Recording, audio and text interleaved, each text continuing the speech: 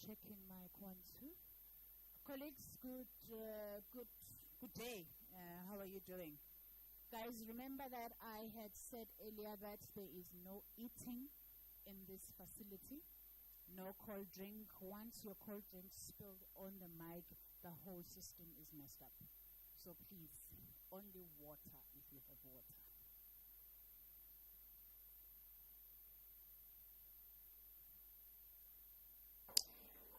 Good morning, everybody. Good afternoon, everybody, actually.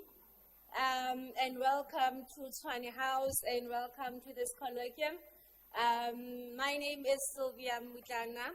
I'm an employee within the City of Tshwane in Group Human Capital Management. And I just want to take this moment to just welcome you. Feel free. And before we can actually do anything, uba nongashayela ingoma kancane nje. I see a lot of comrades in the room. I'm sure one of you can just hit one song for us just so that we warm up.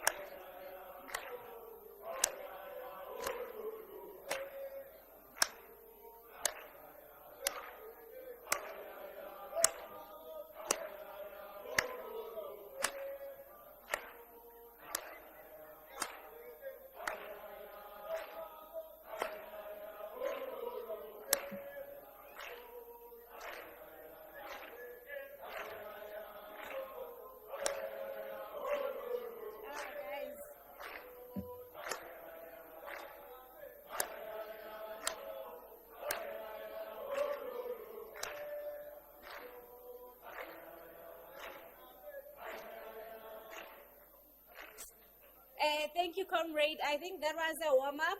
I think the side on my left maybe would rather sing that song in celebration of taking recognition of Nelson Mandela's Day. Maybe they would want to sing Nelson Mandela, How Ya Tshwanang le Wena. Do you want to pitch it from this side so that we can collectively sing and dance to it in memory of the day that we are celebrating today?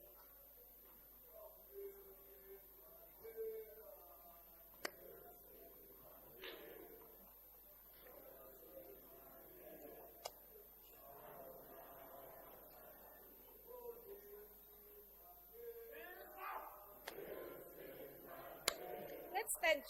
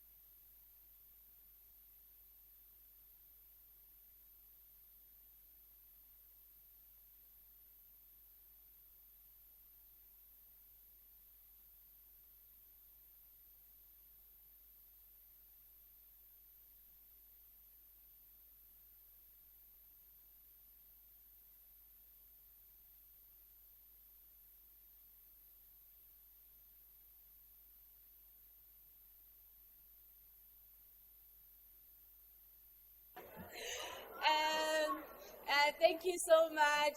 That was a little warm-up for us, just so that we remember that it is in the spirit of celebrating this giant that we are gathered here today. Like I have said, my name is Sylvia Mutlana from Group Human Capital in City of Tshwane, and I've been tasked with the responsibility of running our program today. It is very short, and I take it that we've already done part A of the program. Maybe just some few housekeeping rules. We've got ablution facilities, toilets. When you go up the stairs, to your left, there's bathrooms, and to your right. When you go down outside, to your left and to your right, there's bathrooms. And as our coordinator, Mandy, has indicated, may we please not eat or drink in the chamber. Yeah, that has been that from me. Welcome. So before we start with our program, before I can actually introduce the guests, I want one person from this side and one person from this side who has been on the tour. And I want you to reflect on what you have seen, what you have heard, and what you have felt. And I would like you to just say one word to describe the experience for you. One word. Not too many words, not a sentence, one word. So we'll start this side. Any volunteer? Yes, sir. Anger. It is correct. It is what you have felt. It is what you have experienced. We cannot take that from you. Another word from this side? Yes, ma'am. Disappointment. I think those are two strong words that were felt today. Anybody who would want to come with a contradictory or opposite word, perhaps it's not anger, perhaps it's not disappointment. Anybody who maybe felt a need for healing? No one. Yes, sir. Thank you so much. So the experience was different for all of us, but educational nonetheless. Whether it was a bad emotion or a good emotion, it was educational for us. Nah? So want to just first start by acknowledging our guests in this house today. And first and foremost, just to acknowledge the Honorable former Minister Mek Maharaj, who's in our presence this afternoon. Maybe we can have a round of applause. And we have MMC for Corporate and Shared Services, MMC Kulufelo Murudu.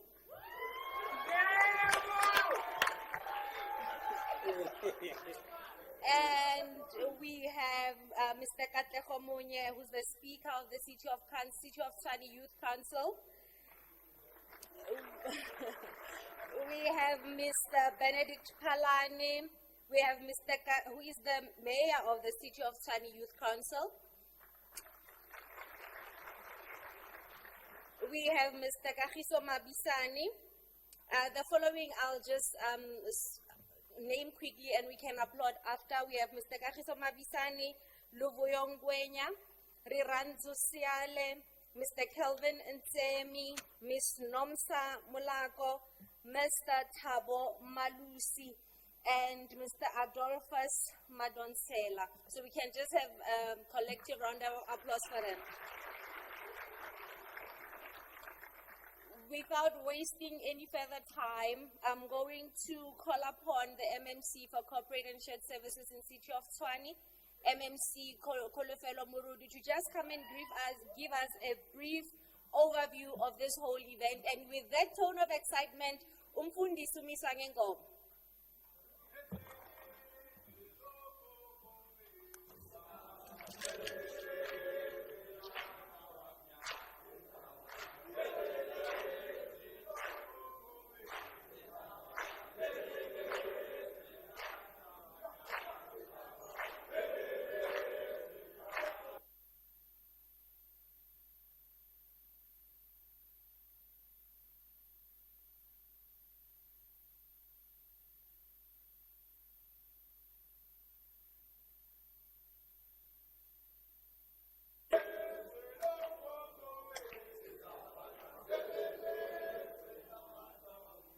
Thank you so much.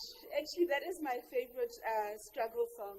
I appreciate that, and it says a lot. If you hear the words and really sit back and think about it, that is what it's all about, right? the struggle for land. So, honorable guests, our honorable Minister, Meg Maharaj, councillors, student leaders, municipal colleagues, and fellow residents. Good afternoon. Today we gather in Pretoria, Tshwane, not just in the shadow of history, but in the light of its lessons. On this Mandela Day, we do not merely celebrate a man, we honor a movement. We do not simply reflect, we recommit. We stand in a city layered with contradiction.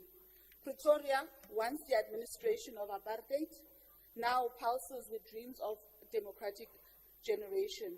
Nowhere is this more visible than at the Oratsal. I think that's where you went earlier on. A building that once housed the machinery of exclusion, now visited by students who demand inclusion, dignity, and justice. The Oratsal is modern architecture.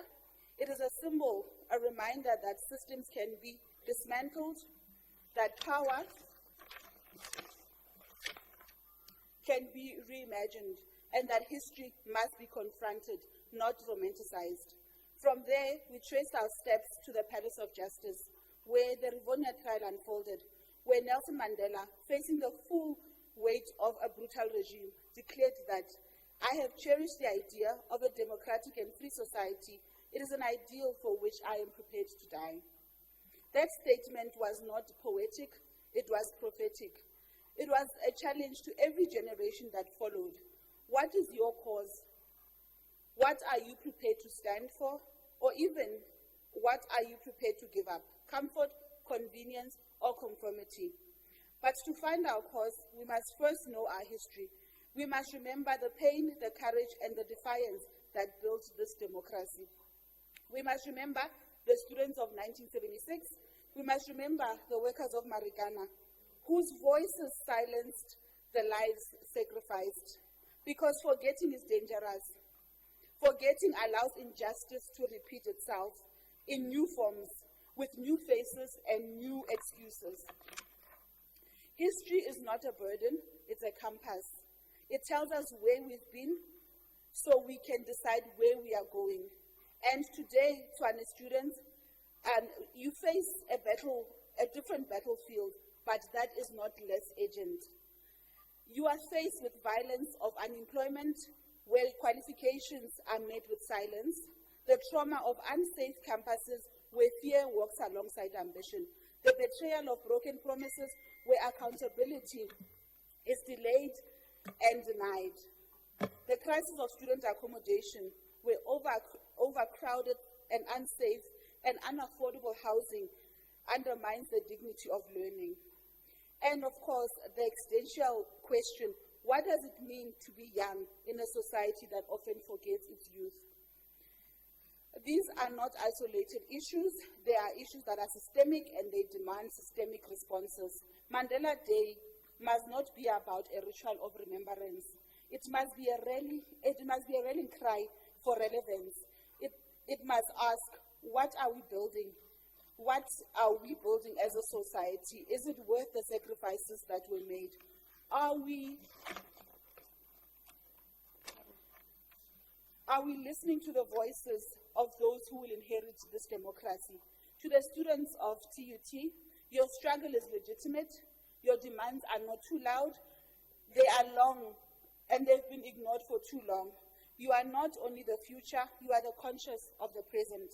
And today, the city of Tshwane stands beside you, not as distant administrators, but as committed collaborators who do not seek to speak for you, who seek to build with you.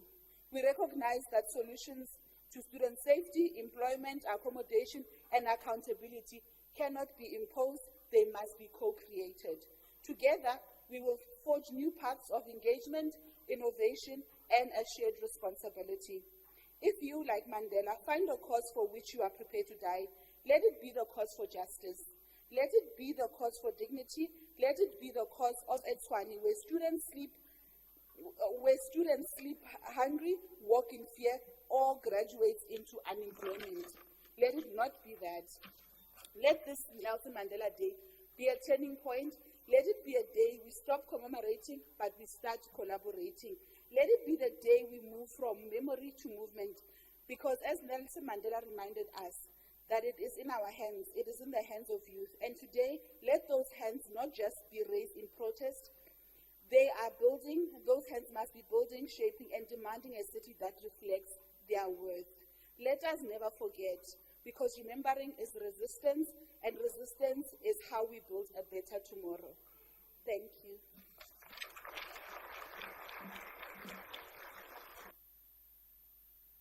Thank you, MMC. She asked a question in her address.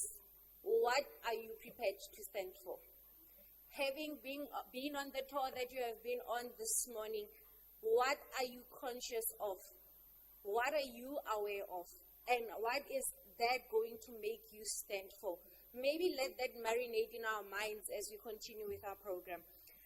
We're now going to move on to our keynote address by the Honorable Mr. Meg Maharaj, who is a former cabinet minister and anti-apartheid activist.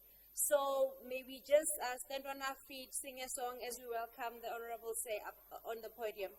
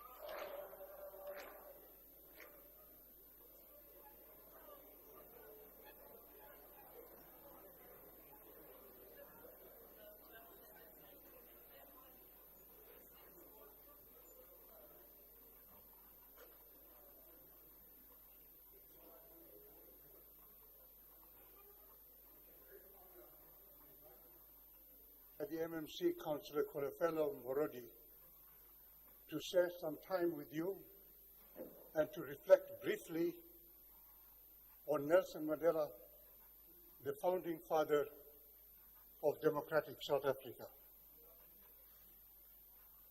It is also my privilege to engage with you, the students of the Tshwane University of Technology. Your generation is destined to inherit the responsibility of continuing to lead our country forward. You are the future leaders of our country. From amongst you will be those leaders who will determine which way our South Africa goes, not just for your generation, for the generations to come after you. When I was invited by Councillor Morodi to come and participate in this event with you, just the name Morodi invoked all sorts of memories. Because I don't know if you know that there was Ntate Mashiko Morodi. I don't know if any of you in this audience ever heard of him. But he was a freedom fighter. He belonged to the generation of the 1940s. He was detained over and over for involvement in the struggle. He went out as Umkhonto we Sizwe and trained in Egypt and in many other countries thereafter. He was part of the group led by the late Chris Hani, who entered from the Zambian side, the then Southern Rhodesia, in their effort to fight their way to South Africa. and they engaged with the Rhodesian forces and the South African forces in skirmishes that made the apartheid forces fear Mkonto Wesizwe. That's in Tate Mashego Morodi that I know. The task of undoing the features of colonialism and apartheid and building a united nation in our country is a huge challenge. In his autobiography, The Long Walk to Freedom, published in 1994, at the time of the birth of our democracy, Mandela cautioned us. He wrote in his autobiography, and I quote, he said, "When I walked out of prison, my mission was to liberate the oppressed and the oppressor. Some say that that has now been achieved, but I know that that is not the case. The truth is that we are not yet free. We have merely achieved the freedom to be free, the right not to be oppressed. We have not taken the final step of our journey. We have only taken the first step on a longer and far more difficult road." He went on to say that the true test of our devotion to freedom is just beginning. End of quote. What Madiba wrote in 1994 remains true of the road we are traveling in South Africa today. With the advent of democracy in 1994, we embarked on the first step of a longer and more difficult road. We're still on that road. We are seized with unfinished business. We're in the midst of work in progress. So what is the purpose of this work in progress that we are involved in? What have we set out as the kind of society that we are busy building? Our destination is embodied in the Constitution of 1996, a document of unparalleled legitimacy and credibility. It's a document that was crafted and adopted by what was called the Constitutional Assembly. That assembly was composed of 490 elected representatives. They were elected on the basis of one person, one vote. And they sat for 2 years, from 1994 to 1996. And what they produced as our elected representatives was a constitution which was adopted by a vote of 87% of those participating in that assembly. In our struggle against colonialism and apartheid, the focal point, in common with the aims of the anti-colonial struggles throughout Africa, Asia, and the world, was the campaign for the people to be in charge of determining their own destiny. And so in South Africa, as part of that struggle, in order to determine and write our constitution, we elected the Constitutional Assembly made up of people elected on the basis of one person, one vote. In a country where the rulers were the exclusive preserve of the white minority, the idea that the constitution of our country should be drawn up by elected representatives voted for without regard to color, class, or station in life of the voter was a revolutionary idea. It upended the entire philosophy and worldview in which colonialism and apartheid had sought to indoctrinate amongst the oppressed, that is, amongst us, the black majority. So what kind of society did those 490 elected representatives envisage? What does that constitution commit us to? In simple terms, that constitution commits us to build a society based on the principle of equality, in which non-racialism and gender equality become part of our daily life, become part of our daily practice. We are tasked by that constitution with building a united nation in which our diverse languages, cultures, and religions thrive, and they all contribute in building a democratic and prosperous country that is at peace with itself. We are still on that journey. We are moving along that road that Madiba cautioned us is long and difficult. And along the way, we have registered, over the last 30 years, formidable successes, and we have committed some serious mistakes. You are the inheritors of those successes and failures. Your task is to learn from our mistakes and build on our successes so that our journey becomes shorter and the goals of our Constitution are realized sooner. You are the future of our country. But you can only be the future if you rise to become the leaders that will be capable of taking our country forward.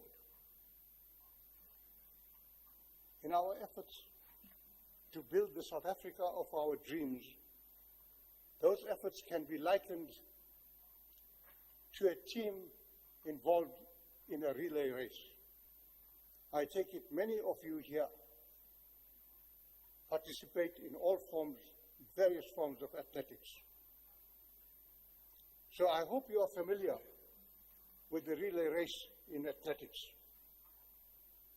In such a track and field race, the members of a team take turns running parts of the total distance.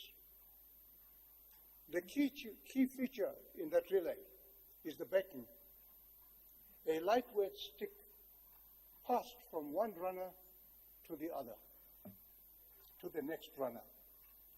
And success in a relay race depends on both speed and the smooth handover of the baton. And there is a defined zone within which the baton must be passed from one runner to the next.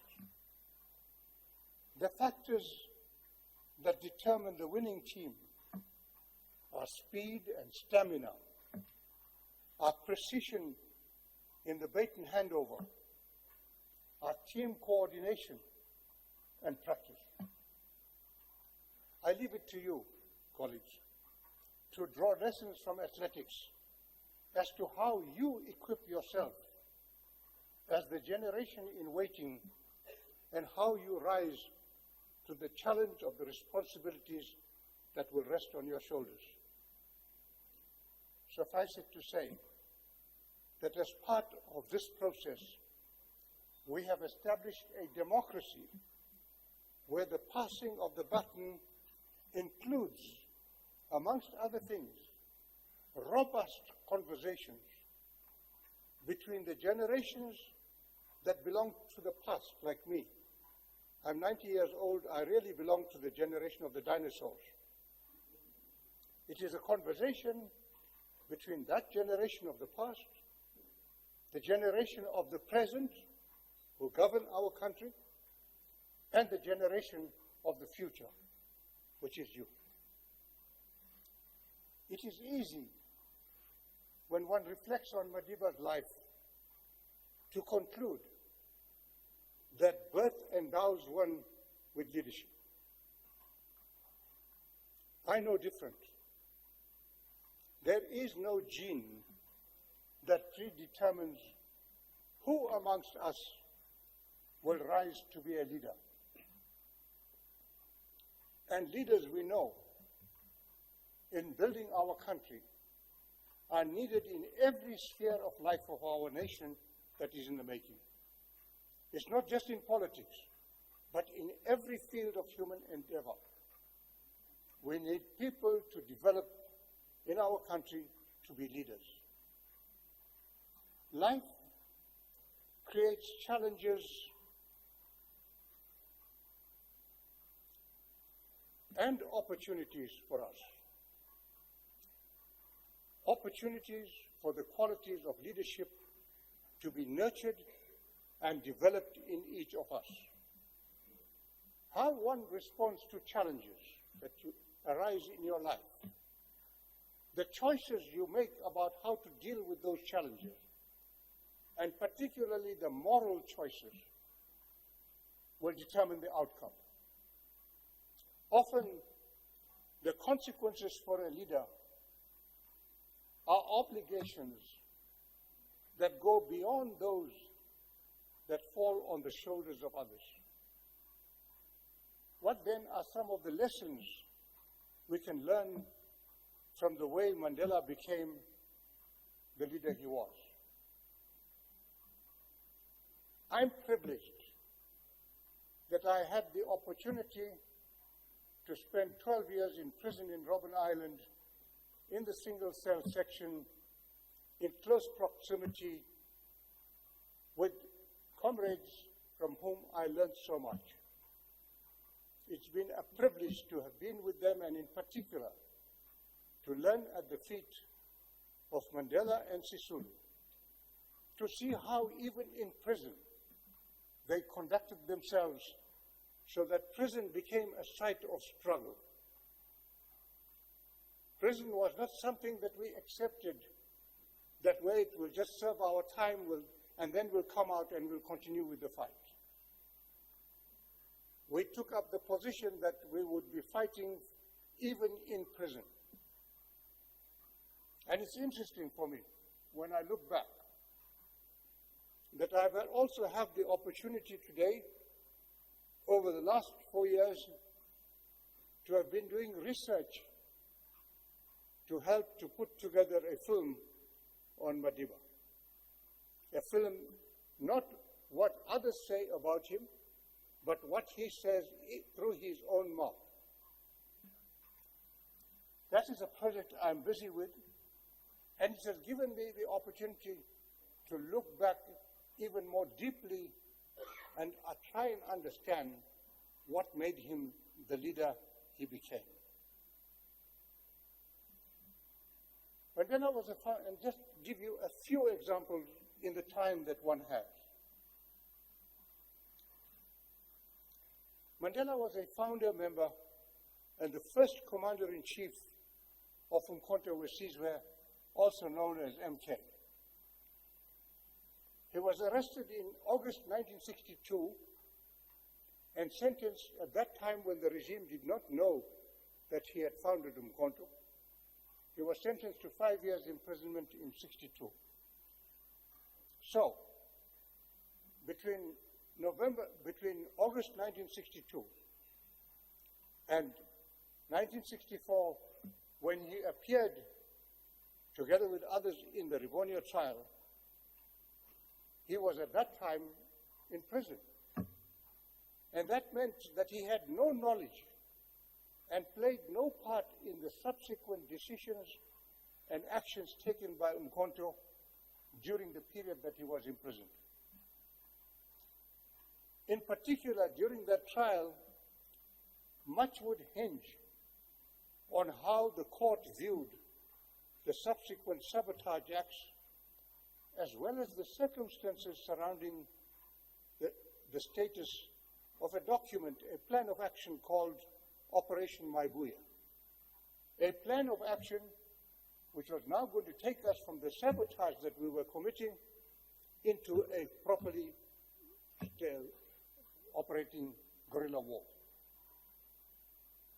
Now, he was brought from Robben Island to be part of that trial.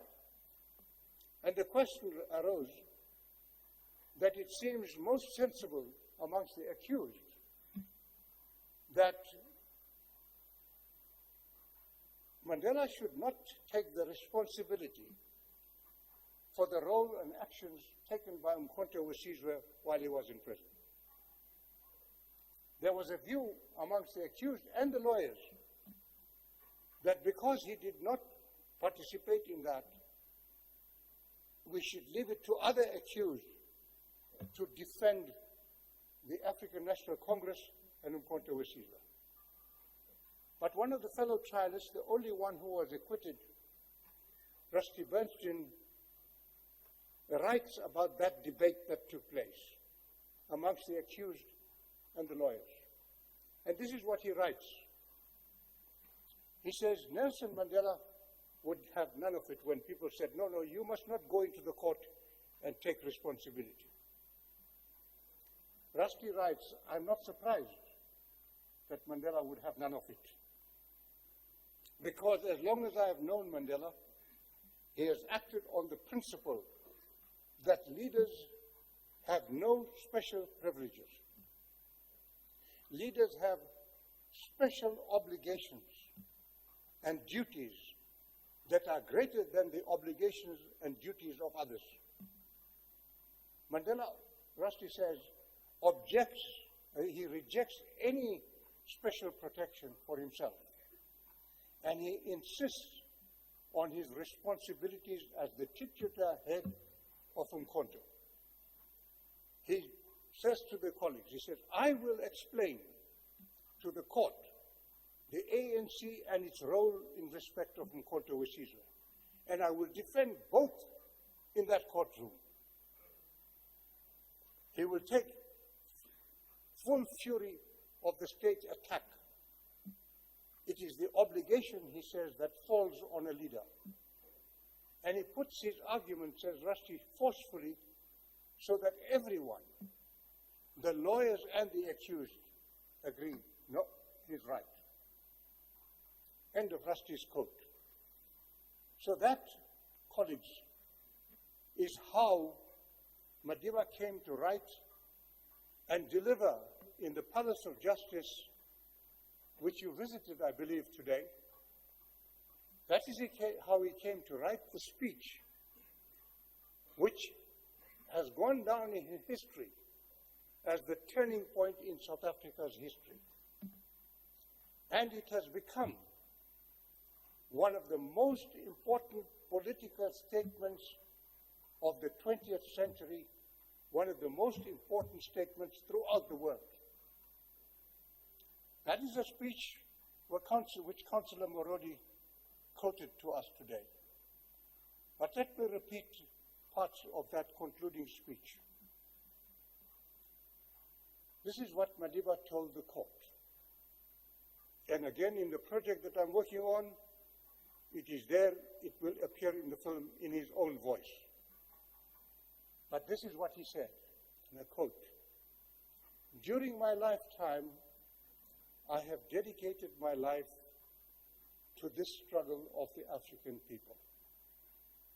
I have fought against white domination, and I have fought against black domination. I have cherished the ideal of a democratic and free society in which all persons live together in harmony and with equal opportunities, which you still don't enjoy in our country. I have cherished the ideal of that society. It is an ideal which I hope to live for and to achieve. But if need be, it is an ideal for which I am prepared to die. Close quote. What is interesting, colleagues, the night before they were due to be sentenced, there exists a small note written by Madiba in his own handwriting. He is asking himself in the cell, tomorrow when we are sentenced,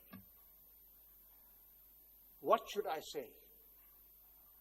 Not just to the court, but to the public at large.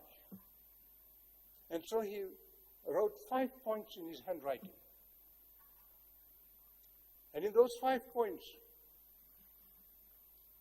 what is striking is that if the sentence was going to be death, he was not going to appeal. He was going to stand by the words that he's used in his statement that he'd be prepared to die. And he would go to death in dignity and honor. One of my most memorable occasions where I witnessed how Madiba came to lead us happened in Robben Island Prison in 1965. I don't know how many of you have seen a photograph of the quadrangle where Mandela was kept. You see us all seated in rows, about a meter apart from each other, seated on concrete blocks, using a hammer to break stones. As prisoners, we began to protest at being confined to that enclosed quadrangle, where we were seated on concrete blocks, breaking stones into pebbles with 4-pound hammers. Mindless, useless labor. Our view of the world in those single cells was a patch of sky, just a small patch of sky, walled in by that quadrangle. The only other sign of life that we were seeing was the seagulls that raucously circled and swooped once we were locked up in our individual cells. We demanded that we be allowed to go out and do other work. The authorities, in the end, relented. And now, they decided that we should go and work at the lime quarry, where we now had to dig lime with pick and shovel. Now, we were being marched from the single cells to the lime quarry, charged with the task of hacking lime from a blazing limestone rock face that hurled back the simmering heat of the sun smack into your face. We reveled, however, in that daily walk to and from the quarry. We were seeing grass and trees at last. We crisscrossed paths, showing that there were some signs of life beyond the little group of 30-odd prisoners and the handful of warders that guarded us. Warders who were all white, who, by the way, in their own way, were also prisoners. Because they had to work on Robben Island for 10 days every fortnight. They couldn't go to the mainland. But the authorities did not like it that we were now allowed to work at the lime quarry. They didn't like it one bit. In their hardened hearts and numbed minds, they believed that their superiors in Pretoria had caved into our demands led by Mandela. It was time, therefore, for the warders to wreak vengeance through all sorts of small-minded psychological and physical harassment of us prisoners. In the book of those warders, nothing was for free. Not the fresh air, not the greenery, and certainly not the walk that allowed us the luxury to stretch our limbs and drink deeply of the morning air. We were made to walk 4 to a row, with warders leading the way, while other warders patrolled on the side, on each side, Others brought up the rear of our column, miserably clothed column. The warders reverted to their time-worn habits. They were going to bludgeon us into the routine of the common law prisoners who were required to so-called walk at a crouch and at a trot, goaded by warders who would bark the command in Afrikaans, "Hak, trap uit." We ignored the warders. The air grew menacing. The warders' shouts grew louder. Their waving batons cut sweats in the air. And the air grew heavy with tension. Though I was at the outer edge of the column, your mind urged you to ignore the commands of the warders. But the brutality in the air made your muscles grow taut, made your muscles begin to tremble, and our pace began imperceptibly to quicken. Madiba was somewhere in the middle of the column, and a whisper from him passed from one prisoner to the other. The whisper said, "Walk slowly." I was in the outer edge, nearest to the warders with their batons flying. And I said to myself, all bloody well for him to say so, but how the hell does one control one's legs that seem to be developing their own life? Mind and muscle wrestled. And Madiba unobtrusively walked his way past the rows until he was in the front row, because he could see that we were all almost automatically beginning to walk faster. And he was saying, "Walk slowly." So from that position in the front row, by sheer force of example, he helped us to slow down the pace of the group. The warders kept shouting and threatening. We didn't say a word. Madiba never said a word. They did not hear him tell us to walk slowly. Yet he walked slowly, and the warders were powerless. Our legs began to regain their autonomy.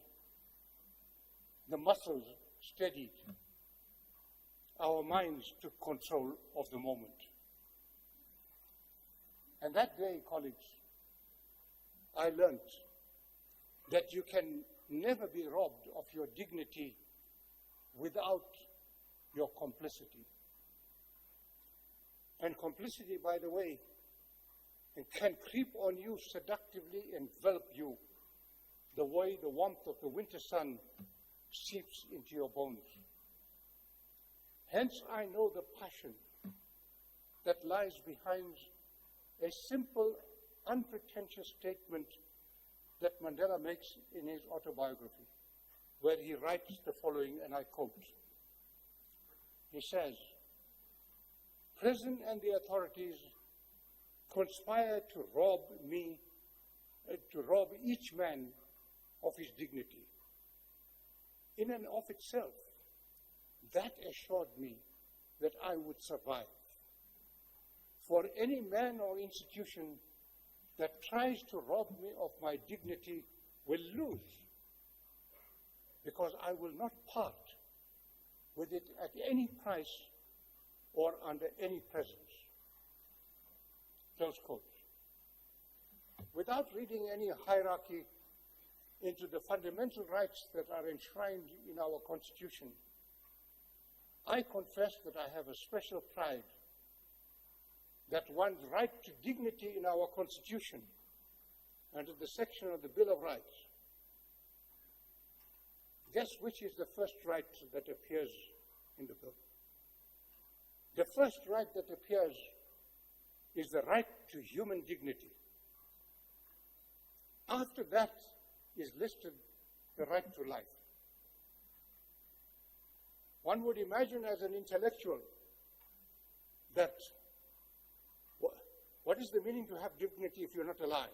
So maybe the right to life should appear first, and the right to human dignity should appear second. I was part of the negotiations and secretary of the negotiating process that was called CODESA and the multi-party forum. There, 26 political parties, self-appointed, negotiated. And there we produced the interim constitution. Most of the 26 parties had grown up under the apartheid system.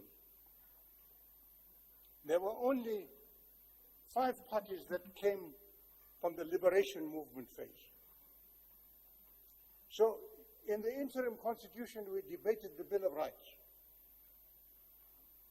And there you will see in the interim constitution, the bill says first the right to life, and then comes the right to dignity. And I've asked myself, how come at the Constitutional Assembly, the elected body now, the order got reversed? And the answer is simple. If you look at a photograph of that elected body, here was our country in full representation. Here were people elected, men and women who had been domestic helps, who had been factory workers, farm laborers, intellectuals, overwhelmingly, because the majority of our country are black, it was overwhelmingly black. And therefore, without debate, we had lived a life and committed ourselves to the struggle on the basis that the humiliation that we were enduring daily under apartheid made it necessary that we were prepared to die rather than endure humiliation one more day. And that is why I take great pride that the right to human dignity features at the top of the list of our fundamental rights. Does what I'm saying to you, colleagues, help you to understand why for some of us that Bill of Rights adopted by the Constitutional Assembly is sacred? It palpitates with the vibrancy and the meanings that transcend the cold print in which it is written. I often go back to that walk from the single shell to the lime quarry and the event that I have described to you about how Madiba moved to the front line. And I go back to that walk and the imperceptible manner in which Madiba shaped the event. It has become, I don't know if there are amongst you Catholics, I'm not a devout religious person. I describe myself as a non-practicing atheist. But I go back to that, almost like the Catholics treat a rosary, that I caress and I roll that rosary through my fingers at times when I'm in quietude and also at times when I'm in upheaval to find the way forward to the challenges of the time. That event of that walk was a moment when I experienced that power, the power that comes from acting together in a place where the air reeked with brutal power and brutal possibilities. That day I came to realize that my 12 years in prison were going to be a journey into discovering new and calculated ways of defiance that would triumph over every rule in the book of prison regulations and in the armory of apartheid. But before I move on to that, Imad, let me caution you, I'm not the best person to help you draw lessons from Madiba's life. Because in my close interactions with him, he's had many occasions to advise me And like a dutiful disciple, I tried to learn from what he was telling me. But sometimes the learning has led to consequences that are not so good. When I went to prison, I was a young man, an angry young man. I actually landed on Robben Island at the age of 29, and so my decade of the 30s, the prime of my life, was spent in prison. I came out of prison in 1940 at the age of 41. I went to prison in a fighting mood. I had been tortured for 2 months. I had reached a point where I had attempted on 3 occasions under torture to commit suicide rather than talk. My experiences had shaped me that every moment in prison was becoming a moment to fight back. And every time I got into an argument with a warder, I would end up using words and swearing him, and the result is that I would be charged for insulting the warder. And the punishments took the form of deprivation of food. So one day at the lime quarry, Madiba calls me aside and he says, "Look, the way you're behaving, you're going to die in prison." So I said to him aggressively, I said, "What do you want me to do? Must I listen to this nonsense and obey this racist?" He said, no, calm down. You are right to fight back. But the problem is, he said, when you get into that argument with the warder, you lose your temper. And you begin to insult the warder. And they charge you for insulting the warder. That's how you get punished. So I said, "What do you want me to do?" He says, "Look, calm down. You are right to stand up. But when you do stand up, pause, count 10, choose your words so that your words become like a scalpel that cut to the quick in the water, but your words are such that he can't charge you for swearing." So I say to Madiba, "Madiba, it sounds very nice that I must be calm and must choose my word, but all the passion and the anger will have gone. It won't have an impact." So he says to me, "Well, you can pretend you are angry, but choose your words." Now, I followed that advice so carefully, colleagues, it has caused me a problem. Nowadays, I don't know when I'm really angry or when I'm pretending I'm angry. So be careful about the advice that I'm reading into from Madiba. However, that incident that I've talked about is an episode that belongs to the category of events that I have witnessed many times in my life.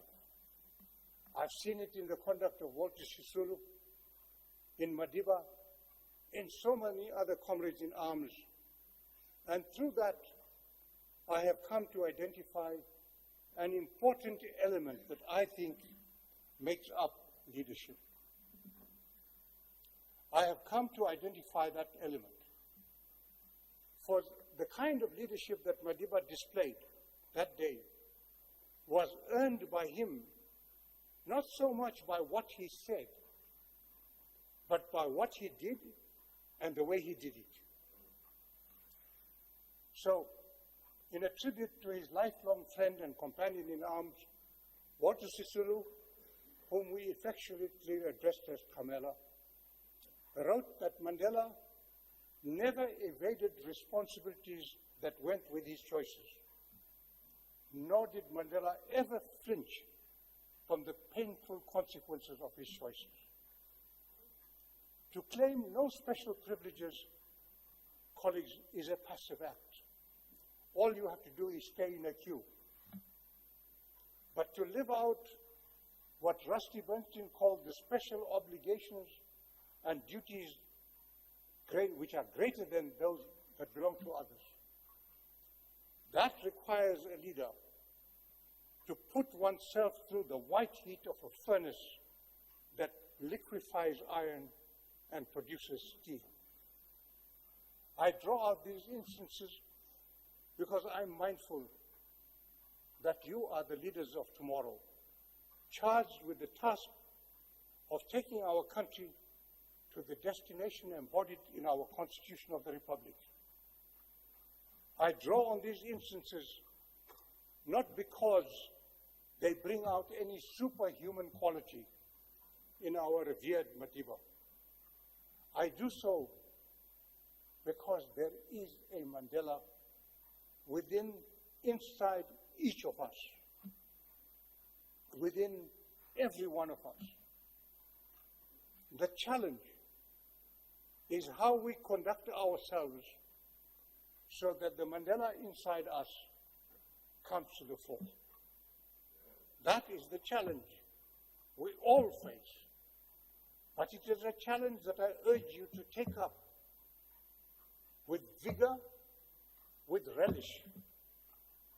Because if you do things in a way that brings out the Mandela in you, you will go down in history as having taken our country in the next leg of the relay race.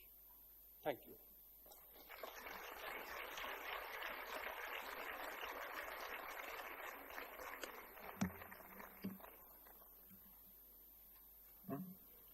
Thank you so much, Honorable Mr. Maharaj. Time is not on our side, and the time allocated is not enough to compress the lived experiences of so many years. But we surely have learned, and I take personally from what you have said that there is a leader in each and every one of us. So thank you for gracing us with your time and sharing your lived experiences. It is a privilege to have had it firsthand from you. Colleagues, we are going to continue now to part 2 of our program, which is a student-led panel discussion.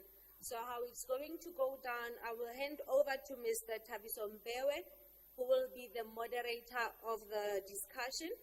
And in front, he will be joined by MMC Kolofelo Murudu, Honorable Meg Maharaj, Dr. Libuani Ndou, Ms. Nomsa Mulago, and Mr. Kagiso Mbisane, the SRC Secretary at the Pretoria campus, Luvuyo Ngwenya, and Riranzo Siale. And Mr. Mbewe will then introduce the topic for us. We are going to allocate 30 minutes for the discussion, after which we'll then take a few announcements before we go for lunch. And in the spirit of who here believes they are a leader? Who here believes you are a leader? All of us, we believe we are leaders. So I'm going to ask that the people seated in front that I have not mentioned and are not part of the panel, that they excuse us and make space for the panelists, and those that are on the second part of the discussion will then join in the second part. So as they are getting themselves ready, can we sing together as an affirmation that we are leaders? There's a song that I personally love and I can't sing. It says, can somebody pitch it for me and I'll definitely sing?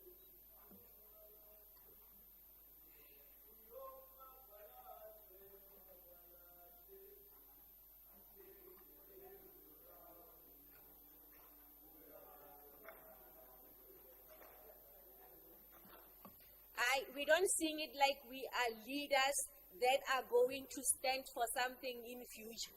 We are singing it like Remagwala Chechelankomorao. Can we sing it just for a minute as the panel is getting ready?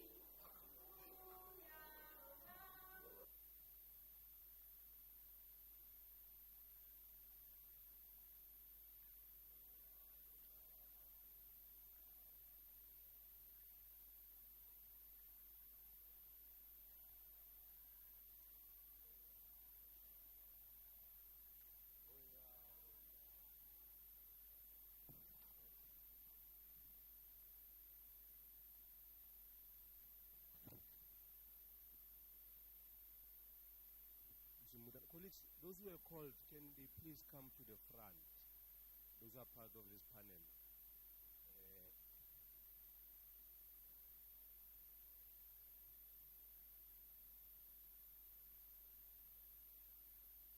SRC members who are supposed to be here on behalf of students, where are they? Can they please come here? Terry, Ngovile, Panele, Itumeleng, can you please come to the front?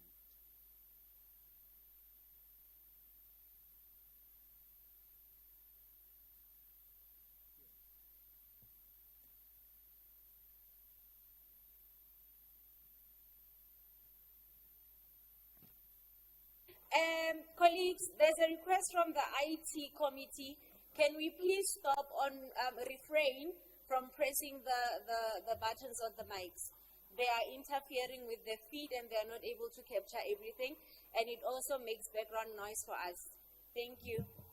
Colleagues, you said you were testing it, you have tested it, it's working, then let's leave it like that.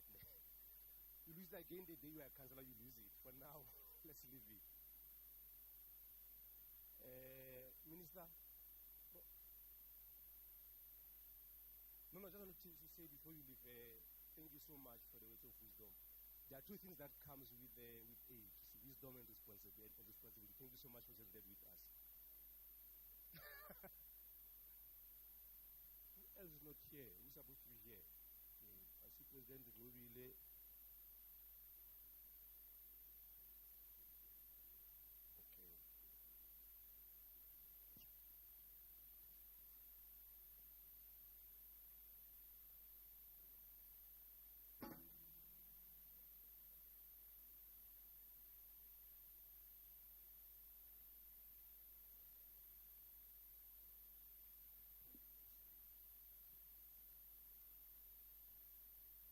Colleagues, let's start. As you know, that time is not on our side.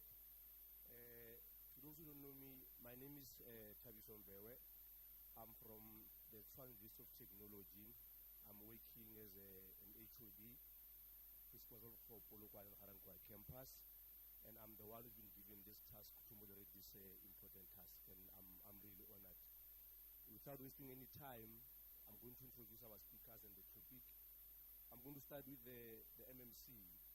And to those who don't know the MMC colleagues, the MMC is a TUT graduate, a former Deputy President General of the SRC in TUT. So she befits being the MMC in the state of Tshwane, because you know that in TUT we produce the best, right? So the MMC is an evidence to that not an SRC member, today she's here in the state of Tshwane. And MMC, thank you so much for inviting our students here. It is now when you guys know the council chamber, when they say there's a meeting of council, you know where it sits, you know who sits there. Most of our graduates in this name from TUT, so we're really honored for that. So thank you so much, MMC. Then we have also Dr. Joe, who's a lecturer in the Bush University in the Department of Public Affairs. Thank you so much, Doc. Then we have the SRC is also represented. But before we come to the we have Ms. Ngovile Shezi, who's the Treasurer General of the SRC, the owner of MAN of the SRC. Thank you so much, leadership. Then we also have Terry Mabi, who's the campus SRC president of Harangua campus. Leadership, thank you so much. We're supposed to have the President General here as well, and I see that he's not here, but we have this one representing and thank you so much. Where's Banel? I called everyone, colleagues, who's supposed to be here. No, it's fine, President. I did not see you, it's fine. The prayer is okay. No, thank you so much. Then we also have Mr. Itumeleng Mpe, the chairperson of the ACU is here. Okay, chair. Oh, no. Thank you so much, leadership. Please come to the front. Then we have Mr. Solomon Mudise from the group, head of property management department. This is here. Thank you so much. Then we have Mr. Sweet Solomon from the transaction advisory specialist is here. Thank you so much. Colleagues, with that being said, everyone is here. The topic today, and it's an important topic, and I'll tell you why. But let me tell you the topic first. It speaks about, the theme is student voice and urban realities. And there are three elements that we are going to tackle in this theme. It's safety, accommodation, and the broader urban experience for students in the state of Tshwane. I'm saying it's important because Tshwane or Pretoria is the biggest city that have the most number of students in the whole country. You go to Durban, Cape Town, Bloemfontein, PE. Tshwane is we call it the student city. And if you want to test it, take in December when students are home for holidays. The city is quiet. Therefore, the topic becomes important because of that aspect. Two is because of city has three universities: UNISA, University of Pretoria, and TUT. Those are three big institutions who are in the same city of Tshwane. So in that context, this topic becomes very important. Therefore, we're going to talk about that, and we're going to do this colleagues in this format. There are some few questions that I'm going to ask to our panelists. They will give their input in those questions. Then from there, in the program, at the end of the program, there's time allocated for engagements with you and all panelist members. So you'll have that time, but it won't be in this session. At the end, we'll have that when we close. Therefore, bear with us on that. That is how the program is done, and let's follow that. We will have that. So while listening, let's make notes that later in that space we can have those questions. So without wasting any time, I will give to the MMC to start answering the question. MMC, the question to you for the city is that, from the city side, how are we rethinking student accommodation and safety in Tshwane urban design and planning? And those buildings are going to be converted into student accommodation. But what we want to do, and that's why we are having these conversations with consultations, we want to build a city that is safe for students. We know that students are living in very horrible conditions. You know, you've got small spaces on campus. You don't have all the amenities that you need. The biggest thing is, and I think it was also what the former minister was saying, that the issue of dignity. So we really want to create a student accommodation that also has a dignity in it. That when you live there, you live like a human being. You've got enough space for you to be able to learn. But there's also recreational. Because, like, for example, when you look at Soshanguve campus, the closest thing to you when you get out of the gate is taverns. Like, there's a whole street full of taverns. And that is really not what we want. Because the country that we envision is a country where young people can reach their maximum potential. So we need to create accommodation that puts you in proximity with things that are going to help you to reach your potential, right? You can't be in an environment where 24 hours there's music. When do you learn? So those are the things that the municipality is doing. We are also going to, in this committee that we have, we've also got community safety, because it is not right that students should be killed in our streets, and we've had those encounters. Students mustn't be protesting for safety. There are girls that get raped. So our TMPD is making sure that they are hiring more people so that we can have boots on the ground, that you must be able to walk with your phone. I mean, it doesn't make sense. Literally, our phones are glued to our hands, but you've got areas in Tshwane where you can't walk with your phone. So that is what the city is doing. We are making sure that we've got law enforcement in all the corners, that you can be able to walk and talk at the same time in the city. So those are just a few things that we are doing. But the other thing, of course, is that we are dealing with illegality. And we've just set up a committee that is involved with legal. We've got Simon from legal. We've got group property. That committee that we have, we are dealing with people that have hijacked our buildings. I think there's a lot of illegal foreigners in the country. So we've got IBEG. That IBEG is going after hijacked buildings. We are working with Home Affairs to remove people that are not supposed to be in the country. That is what the city is doing. So definitely, student accommodations at the core, like you said, they are the biggest residents. So we are working to make the city safe for you, but safe in a way you are going to flourish. You shouldn't want to wish you can go to UCT. I think when we were, and what Tabiso doesn't tell you, is that we were at school together at the same time. So he wants to act like he's young. He's not young. We're at school together. And one of the things that I remember we traveled on a bus to Durban, and we went to Harvard campus. It's now UKZN. And we thought it's so big and beautiful. We didn't have that in Karangua. So I don't want that for you. And for as long as we are in office now, we want you to have that we saw when we went to Howard campus in KZN, because it was beautiful. And we thought, oh, these people, they've got enough space, they've got all these amenities. So we, as the city, want to get all of that for you. We are working with your university. We are working with UP as well.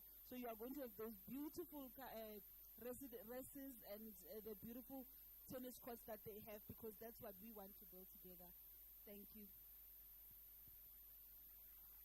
Right, no, thank you so much, MC. And because of this is done by someone who was in your shoes before, guys, who were in our shoes before, we believe that the pace is going to be faster and better, because MMC was an SRC member as a student, so she understands the importance of that. But there are two things that are very important, that we want to create accommodation that is dignity and that is safe. Because our students are from all over the country. They are from a village in Eastern Cape, in the Northwest, in KZN, in the Northern Cape. They come here and expected to be kept safe while they're studying and while they're and to be supported. Therefore, that becomes a very important. And maybe if I bring the last part, if I bring it home to say to our TV students that, what I did not say earlier on is that the MMC, when I was the first year, served in the same SRC with Mr. Pilani Tshwane. Mr. Pilani was the president of that SRC. Till now, I still can't call him the lead. So I'll call him the lead that I accept him. So they served in the same SRC, and I was the first year in that as a student in TUT. And they're the one who took care of us. Therefore, thank you so much for mentioning that. And colleagues, I know that these are unique experiences. You live in the state of Tshwane, and what you are doing is important. Just Sunset is just next door.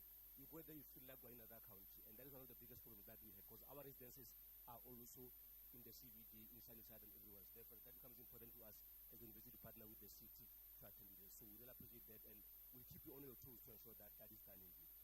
So to Dr. Ndo from the university, academically speaking, what impact does inadequate accommodation and safety have on student performance and their well-being?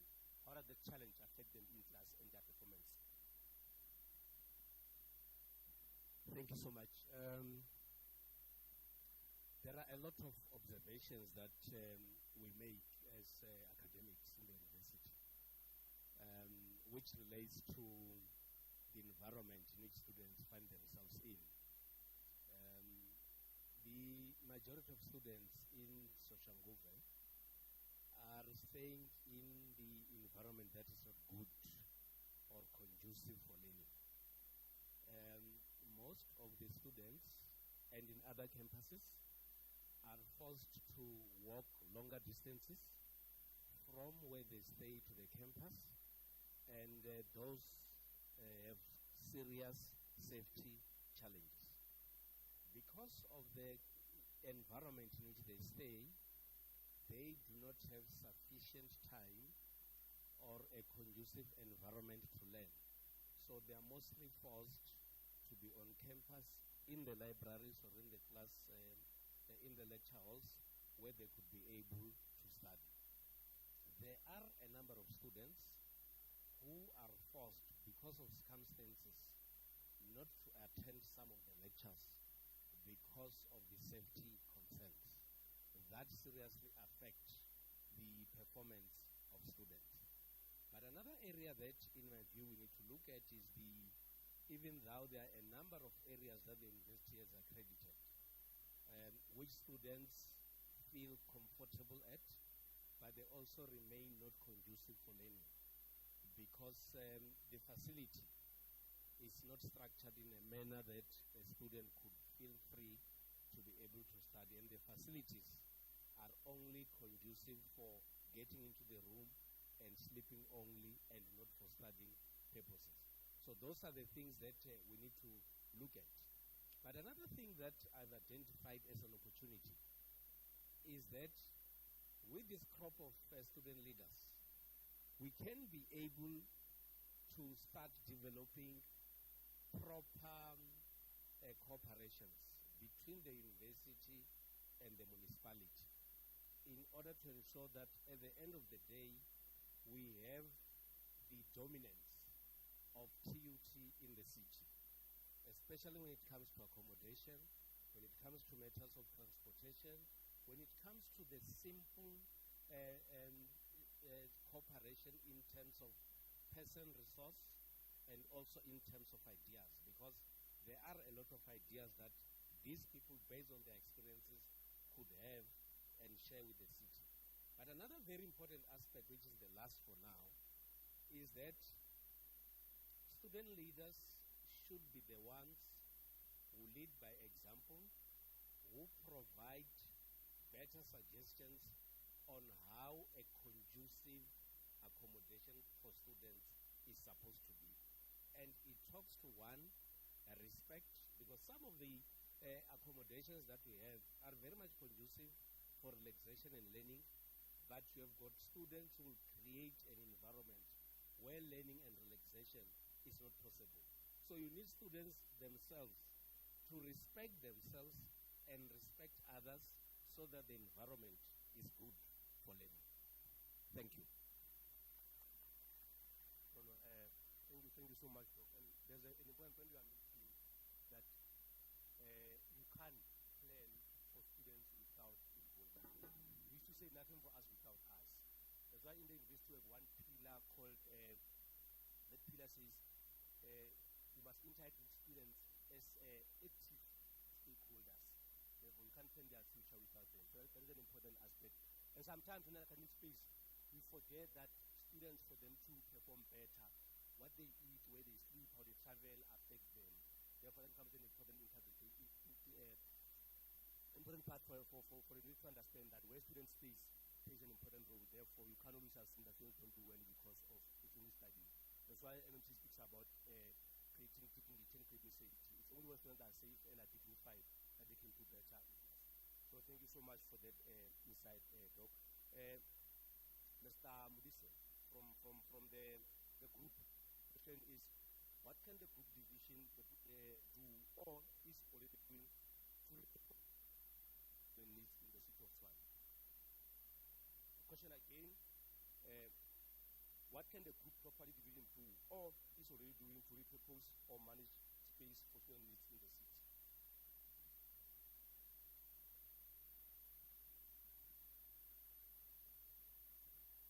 Okay, thanks.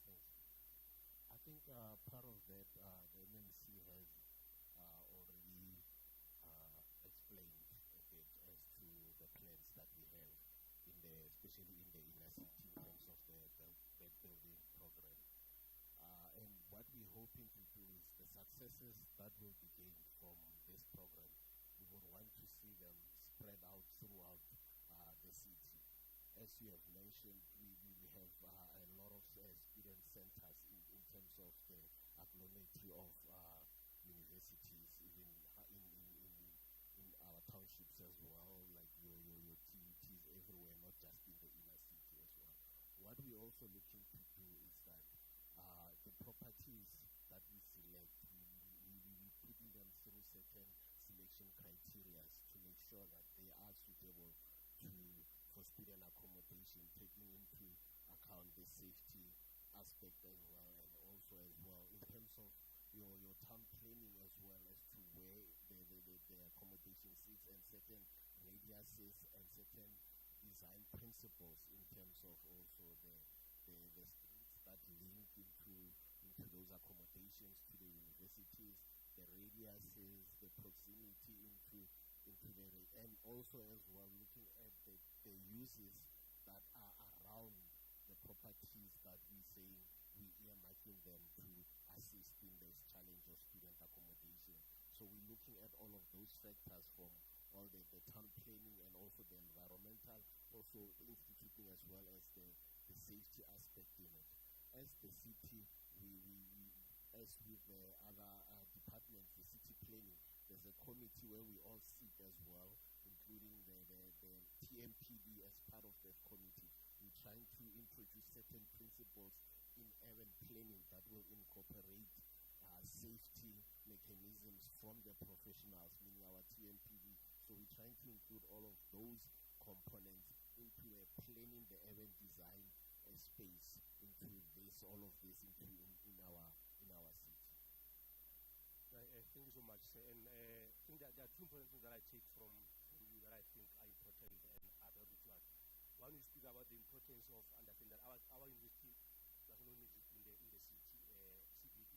The campus in Harankua, in Shanguve, and those are the biggest challenges are as far as the buildings, the community space, and all that. Therefore, in the time planning, it is important for the city to understand that and prioritize that in their planning, so that while we are busy with the issue of the CDB, the students in Harankua does not see the need to stay in town because of Harankua is safe and human and all that. So thank you so much. That is important from me, and I believe that the city will really do that. And lastly, to the MC and to you, we've seen that with this administration, they've went back to the townships, to the people, to all that. So we hope that it won't end only with this administration, it won't only end today. We'll continue to ensure that all townships where we are, Harankua, Shanguve, Maupan, all that, they are getting safe, so that our students can feel safe and dignified and be present in class, so that they can contribute to the economy of the city and of the country. So thank you so much. Mr. Suleiman, what do you bring in the institutions of higher learning to this conversation of reshaping student accommodation and safety?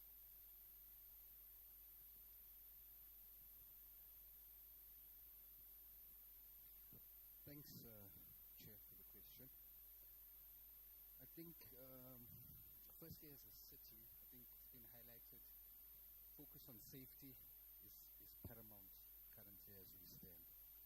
I think also, given the economics of the country, given the economics of the city, affordability is something that we must focus on. So we're looking to see how we can bring these parcels to market in an affordable manner, efficiently, with the right zonings. We're able to construct as quick as possible and make life for students within the campus as easy as possible, making sure that they have the amenities that they need to be able to study and study well. I think we realize as a city that if we're able to get one student into an educational facility, we're not just impacting that one student's lives, we're impacting families' lives by virtue of that student being at campus. It has what we call a multiplier effect.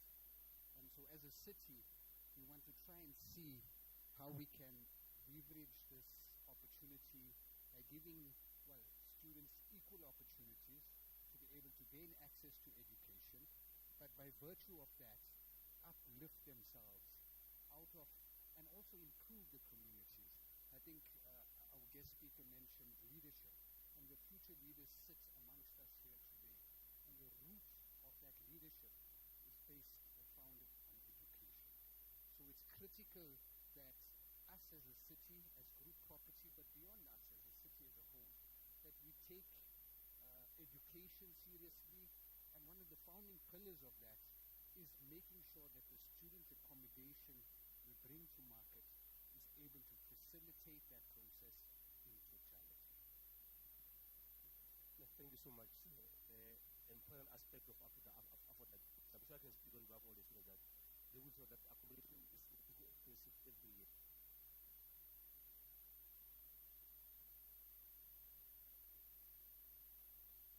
Anymore. Even with NS5, we have accommodation business there.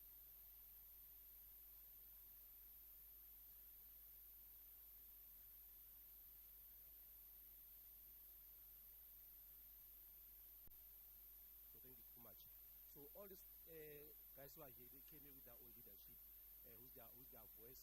Therefore, it's important for them also to give us their experience from campuses and from the other community. Therefore, the next question is to student leadership. I'm going to start with you, Shazy, on behalf of the General SRC. The question to you is, what are the biggest safety threats students face outside campus, and how student leaders are responding to those threats?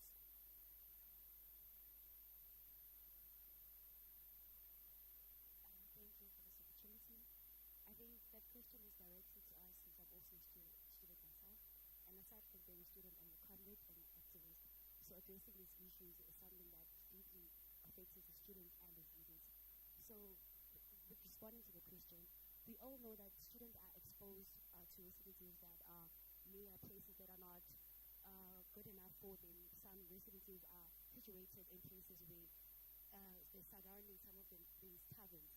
So obviously, students can't cope, or they can't learn properly or they can't produce good results at school if they have to go back to their residencies to be exposed to such environment. What we've done as student leaders, I'm sure you're aware that we run programs each and every year that deals with GBV, because it's not only about safety, it's also about how they're affected in terms of violence. Girls are exposed to GBV, they're also exposed to crime.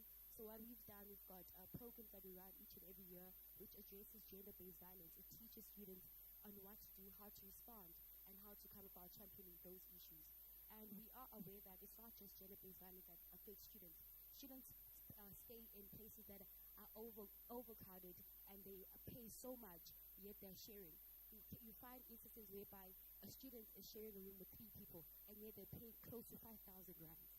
So such issues, we do engage with management from time to time to try and tackle these issues. So would really appreciate it, because a leader is not a true leader if they don't just provide challenges but also provide solutions. So I think one of the speakers, Mr. Mayor, also stated the importance of a leader's voice in each and everything. So we also advocate and we also plead that students must be involved in some policies to at least get a proper and clarity and a clear vision and a concise vision as to why it is important for students to have voices, because they are directly affected by these issues. Thank you.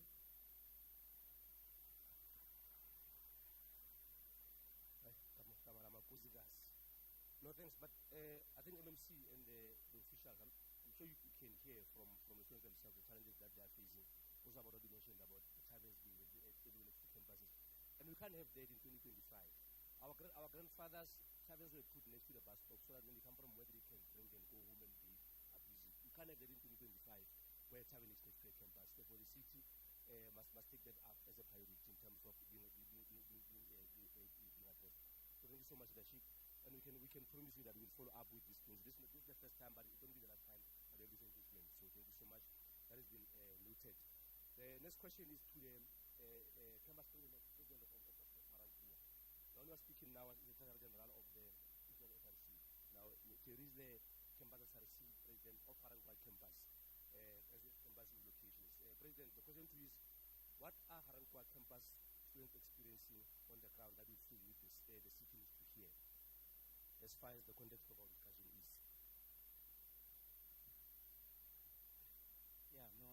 Greetings once more. I just best believe that already I've been introduced as I'm the president of Garankuwa campus under the Faculty of Economics and Finance. Thank you for the question, by the way, Mr. Mbawa. Looking at the current environment of Garankuwa, we can take it as a rural place. It's semi-developed. So we face issues whereby the campus itself, in terms of security level, it's very much not safe. I mean, if you enter Garankuwa campus from the gate, there's a I could say a poster that indicates what do we call it? Robbery zones inside campus, imagine. So it says a lot in terms of how, as a Garankuwa, our safety, it feels as if it's not prioritized. Because, I mean, imagine you are inside campus and then they are warning you that do not play near building 12 because that's where a thug can just randomly take your phone or whatever. Then also not only looking at the fact that we have issues inside campus, but we do also prioritize students that are staying outside campus, whereby not only accredited, but whereby they are able to rent back rooms because of they do not have certain funding. So those students, they are also affected. And I've once addressed this issue, and I think that I'm going to address it again in front of people to say that we've cried in terms of the security level outside the small gate. The small gate, it's very much not safe. They can even just hold you while Osayamakulen. It says a lot. So imagine now people are being invaded even in where they are renting their places. I could say this in terms of an example that the previous month we had a situation whereby 11 students, they were taking their phones, people entered thugs. They took their phones, took their laptops, they held them hostage for that time being. Then afterwards, they ran away. No sign of them, nothing happened. Until when myself and the SRC, we took it upon ourselves that we are going to be with the securities to actually patrol. Imagine I'm not even a security, I don't even have a certificate, but yet I'm taking upon to risk my own life to stand by the small gate at night, make sure that students are entering the van, they are going to their respective places, and also their safety is not compromised. So I could say that in Harankua we're having a very much bad experience in terms of such. So I believe that as the mayor is listening and also the people of Tshwane, that the least that we can get is securities or policies, officers, that can actually take it upon themselves that from at least 8 o'clock, because now we are coming to exam seasons, the very same issue is going to happen, because at night you must walk to come to campus and utilize the library. So we are requesting that if Tshwane can take it into consideration to assist us in running a project whereby we are keeping our students safe. That's the project that can start. We can start it. I'm also available to also be contacted. I'm fully available to assist also where I can, and we request that the city of Tshwane also take it into consideration that we need an extension of securities. Thank you. Right, thank you, President. The city is listening, the viewers are listening, and this is to the right place, and I'm sure they attended to. But we can confirm that also that we'll follow that up to ensure that the matters are addressed. Thank you so much. The last question to the last SRC member who's here. We have positions in the SRC, colleagues. We have a position called Student Support Services. It's the one responsible for accommodation, security, cafeteria, transport, and all that. So we have Kelvin from Shanguve. Kelvin, a question to you is similar to the one of the President, but is that what are the challenges that the students face in Shanguve in accommodation as far as safety and transport and all this is concerned? And what do you think the city is to do to assist as far as is concerned?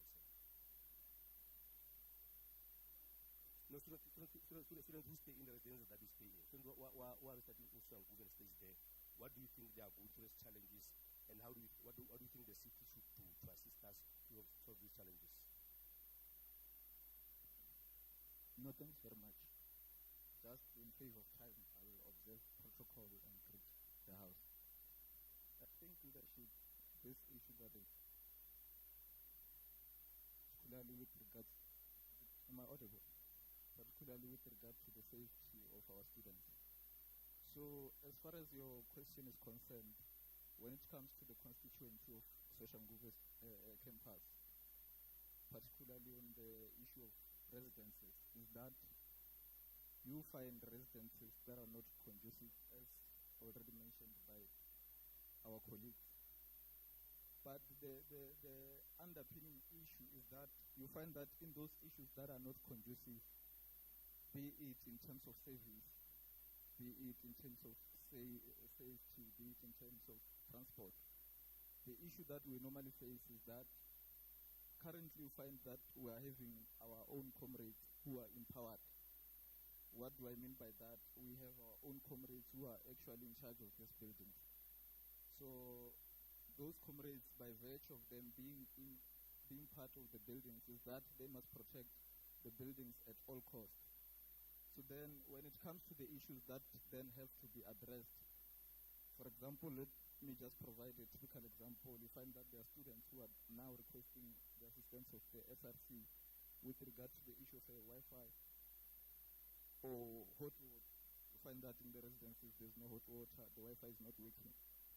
You find that the particular residence is being managed by a comrade who will then make it difficult for you to then champion those issues. Because when I come to now try and engage upon those issues, is that I'm fighting a break as a comrade. Because then, for you to champion those issues, it means perhaps in the eyes of the owners, you now appear to be useless. So for you to now exercise your power, you have to make sure that there's no SRC that is having access to premises. And then therefore, now when we don't have access in these residences, which is something that my comrades can attest to, that as the SRC we are not privy to access these residences, as they are private properties. This year I'm referring to the to what is referred to as an accredited residence. So those residences, we don't have access as the SRC. Therefore, at most, you find that the students whom you are saving, you don't even know the conditions that they live in. But you can only hear of the conditions that they experience on a daily basis. Therefore, it then makes it difficult for us as the SRC to now deal with those issues. I'll give you another example of students who are studying in Soshanguve but residing in town, particularly, for example, Sunnyside. Those students left Soshanguve believing that they are coming to the city, only to find that in the city, those buildings that they are going to be occupying, they are owned by Nigerians who expose them to all manner of crimes, all manner of substance abuses, which also as the SRC we don't have influence upon because those are private properties. So as the MMC has already mentioned in terms of the buy-in of these buildings, it is our humble opinion and plea that at least assist us in those buildings that are captured and occupied by these comrades that we cannot influence in harm. That's what it means.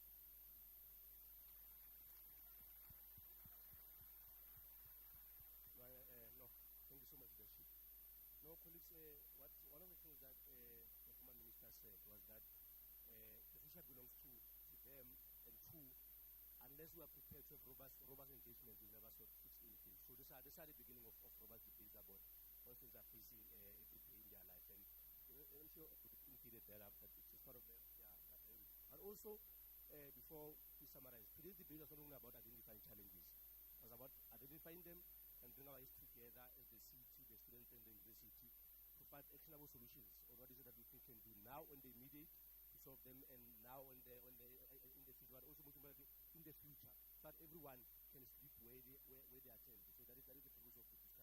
So now, thank you, I'm going to ask just only three panelists. That's a simple question to say. That's one simple question. You can change one thing right now to improve the lived experience of our students in the state of Tshwane. What would you do? That's not true. What would you change if you had that power so we can make their life better and safe and human and dignified as indicated? Yeah, it's not a simple one, MMC, but it's a practical one.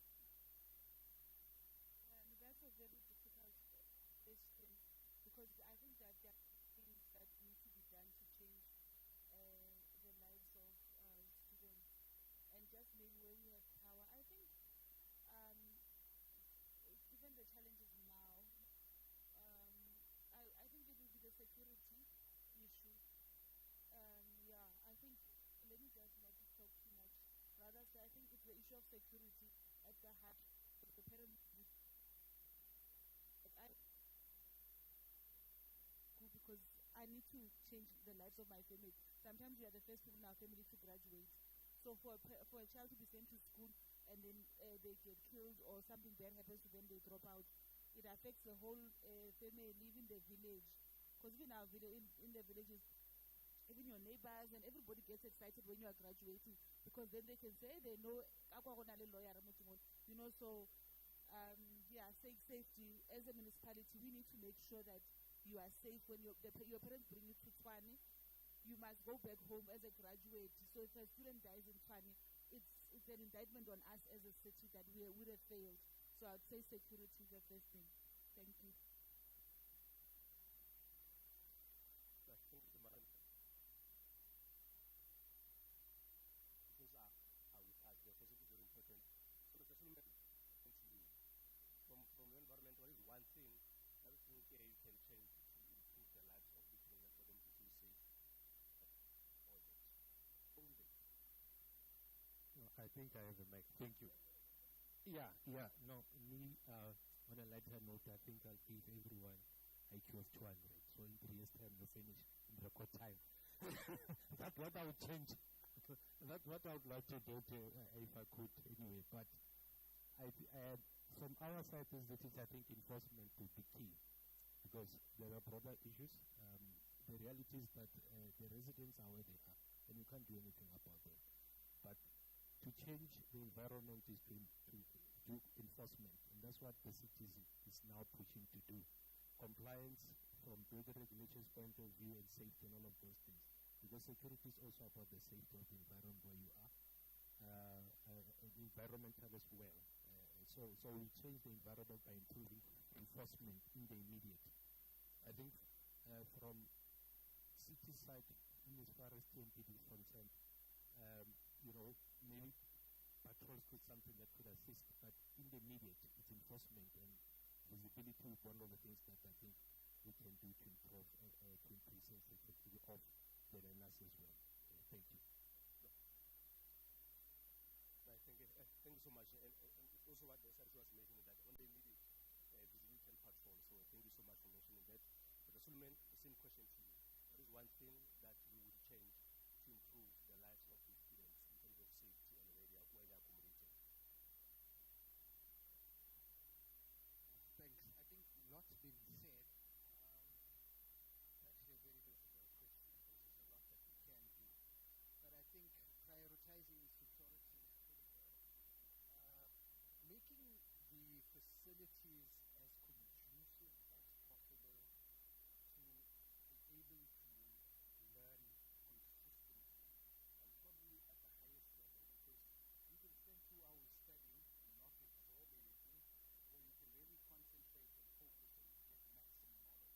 of that. So as much as students go to campus probably 7, 8 hours a day, trying to ensure that we can maximize what they retain so that they can quickly get to the level they need to be and become and take up the future leadership positions that we're going to have that's available for our youth. Thank you so much. We are all agreeing about the importance of safety. So also the same question, I'll just pick one as I receive them, but TG, I'll pick you. From the student side, what do you think, or what is that one thing that the city should do, only one, that the city should do to improve the lives of your students in terms of safety and order? I think one thing, and I think it's a very critical one, is to involve students in decision making, because it does not make sense if you make decisions on people that you don't know what they're facing on a daily basis. So just to cut it short, is student involvement in decision making that are pertaining issues that are directed to students. Thank you. Right, thank you so much, and I'm agreeing, and that is why the SRC was part of this program, so that the student voice can be heard, and I'm sure we can maybe continue doing that. Colleagues, making time to come and talk to students about issues. Where I come from, they say it takes a village to raise a child. In the city, the university, the students, and all stakeholders to protect and guarantee the success of a young African, of the students of the university to graduate. Therefore, let's all hold our heads together, put our heads together to ensure that we find better solutions to ensure that our students don't go home in caskets, but go home with their certificate and that they can get a better life. So you guys, thank you so much for being an audience and for listening to us. As I said, this is the beginning, was to identify the issues, but most importantly, to find solutions that can assist your students to ensure that you come in and go out on record time while you are safe and while you are there, so that then you can contribute to the life of the city and the life of the staff leader and that of the family.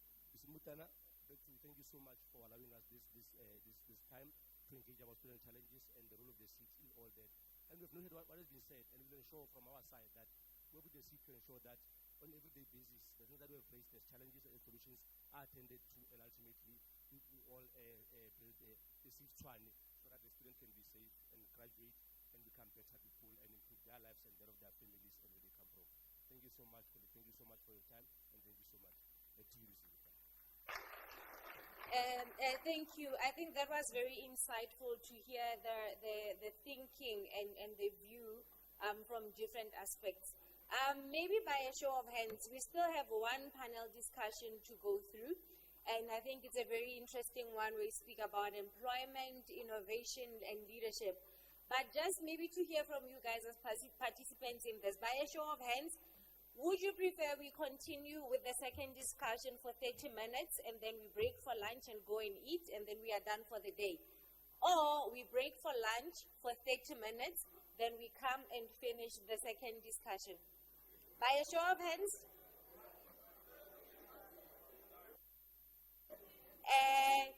Colleagues, let's do this in an orderly manner. We just learned from Mr. McMaraj that he listened when Madiba spoke to him. So let's listen. By a show of hands, are we for the first option? We continue with the panel discussion and then we break for lunch afterwards and we depart for home. Or the second option, we break for lunch now for 30 minutes and then we come and continue with the second discussion. By a show of hands. First option. Okay, noted. Second option. Okay, since we are in a democratic city, it means then we continue with the second panel discussion for 30 minutes, and I'll appeal to the panelists that we become brief and short in respect of time and what we have democratically agreed on. So I'm going to ask that we reshuffle our panelists. We'll have MMC Murudi, we'll have Katlego Monye, we'll have Benedict Palane, we'll have Kagiso Mabisane, Mr. Luvuyo Ngwenya, Riranzo Siale, and Tabiso Walusi. That will be seated here. If I have called your name, please join us as we continue with the second discussion. Oh, my comrade? Noted.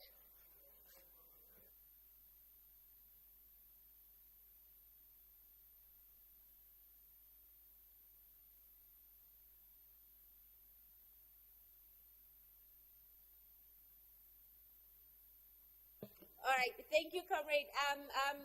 Noted. Can I suggest you wrote?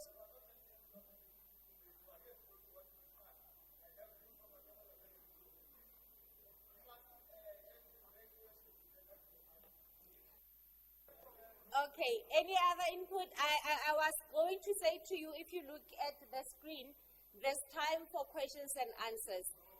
You want to engage this panel now? Okay. All right, can we just then allocate 5 minutes to that? Is that fine? All right. All right, can the panelists please just come back for a quick Q&A?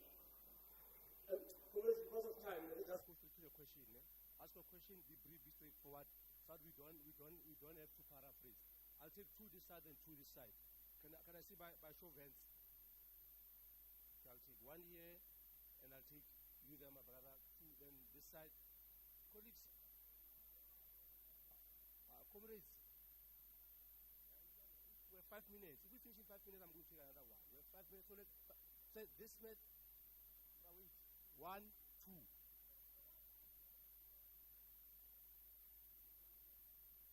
Whoever speaking on behalf of all of us. It doesn't have to be you and me.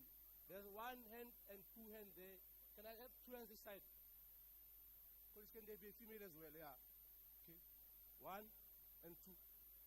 No, I can. Colleagues, we don't act like that. We don't do that. We don't. I can. No. Don't call me chief. You can speak, but don't do that. My brother, I'm going to give you a chance, but don't do that. I'm going to start with you. What I'm saying. I'm saying to you, I'm going to start with you, but don't do that. I'm saying Tabiso, I think we have a lot to engage on, and we respect that and we understand that. But can our dialogue be speaking and listening? So can I then suggest you take the first round of questions? I don't know, whatever number you want to indicate this side and the other number that side. And then after the panelists have responded, then you go to a further round of questions if there's follow-ups on those matters. But can I request that we can still have more questions after the second session, so we can still have time to engage further.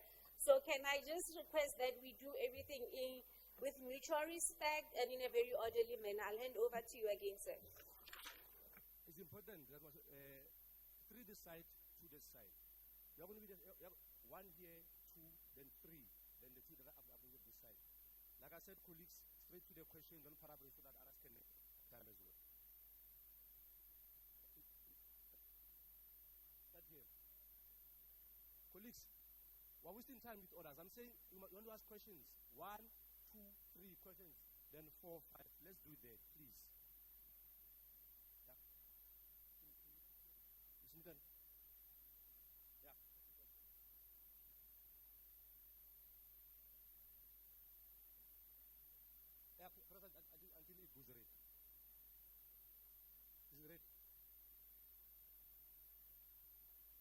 You will not be able to press red if somebody else is pressing.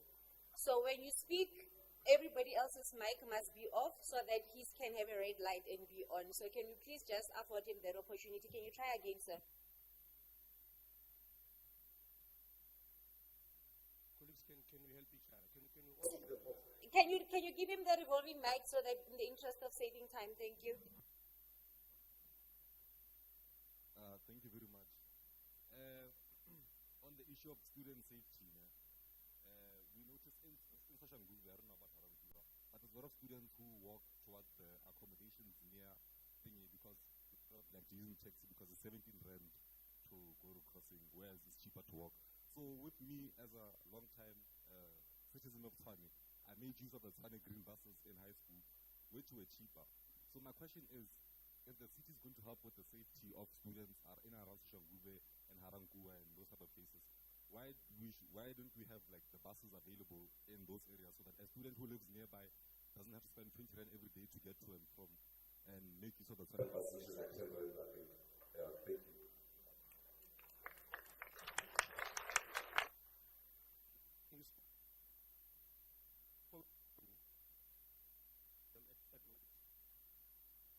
What's the second one?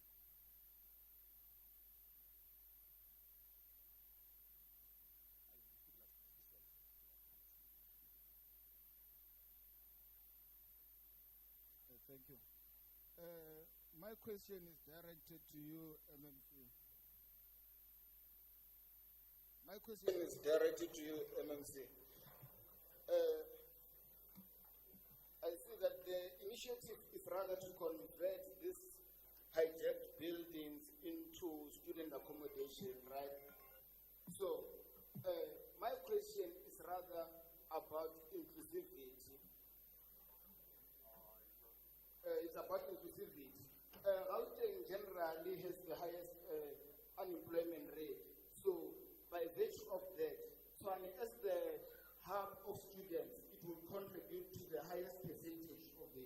So, if the municipality aims to convert these buildings into student accommodation, how do you then plan to cap or reduce the unemployment of our students, particularly graduates of TUT, in this initiative?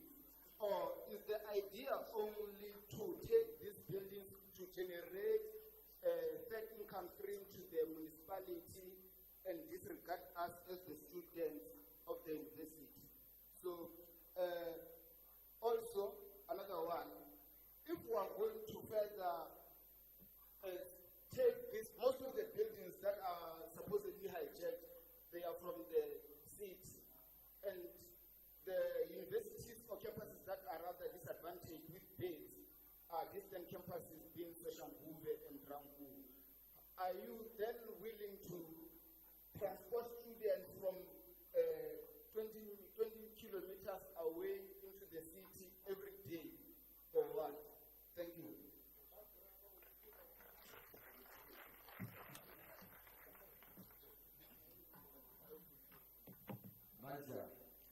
Thank you very much, comrades, for this opportunity. To all these people of Tshwane who are saying what they want to have buildings for students. I will start with myself as a first-year student arriving in Tshwane. I've never seen any member or a councillor of City of Tshwane welcoming students, making sure that they have a successful application at a college or at a university. We come here, we struggle, we sleep at the gates of universities, they are nowhere to be found. I'm saying this because I know when they are going to be in charge of this thing of student accommodation, they are going to be benefiting out of us. The reason for this thing of student accommodation to be there, it is not to assist students. Students, they've been graduating, students, they've been passing. Without Tshwane, City of Tshwane, assisting them to make sure then they must excel. They must then excel in their academics. So now, what makes you think that now it is the right time, comrades, for you to come and then build accommodations which are going to make us pass? Did you also first check, how many employed people from, for example, TUT, these TVETs, how many people who are studying in those institutions are now employed by the same accredited buildings in the institutions? Did you check how many students? And then how many students now who are graduating in the city of Tshwane are you employing? Where's the stats? So, or you just want to come and benefit with our NHS, then we go back to KZN, Malamulele, Limpopo or whatever. And then we remain here as Tshwane, and then we eat with your people as we're eating. Right now, go to Soshanguve or let's say Atteridgeville. There's a lot of unemployment there, and students that are smoking drugs. Are you assisting them to go and apply in institutions of higher learning, those people there? Do you run any campaign to bring students closer to academics now? Or then after we have struggled to put ourselves in institutions of higher learning, you must then come and then provide accommodation, you benefit, without you doing anything for these students which are here. How many people have you hired from TSC? How many people have you hired from TUT? How many people have you hired from UNISA? Mr. Moderator, I assumed that we were taking questions one per person. We have noted your questions. Can we please give the panel a time to answer and give other people time to speak? Thank you.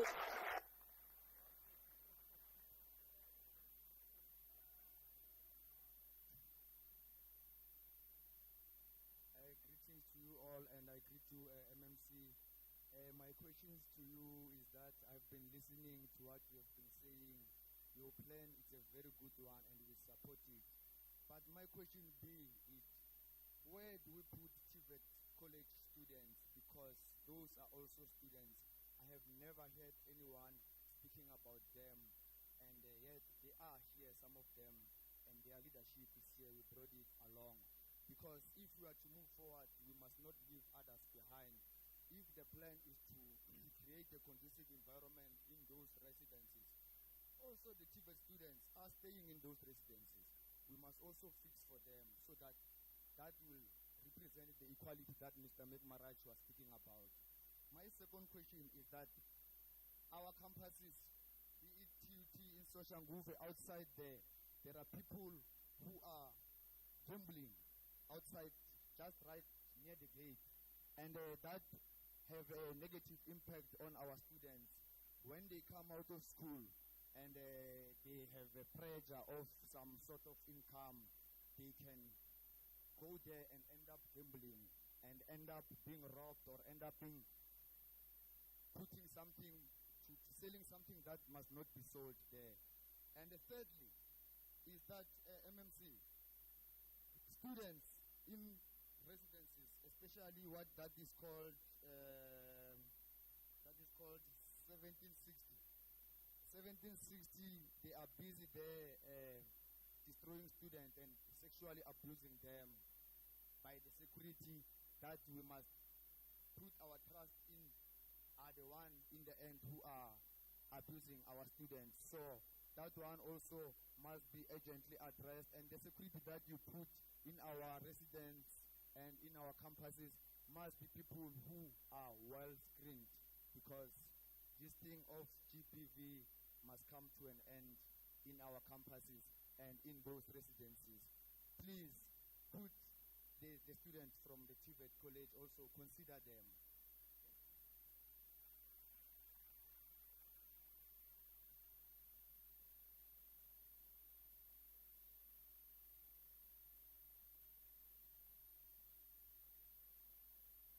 What's on this side? What do you hey, no, I don't. Does it have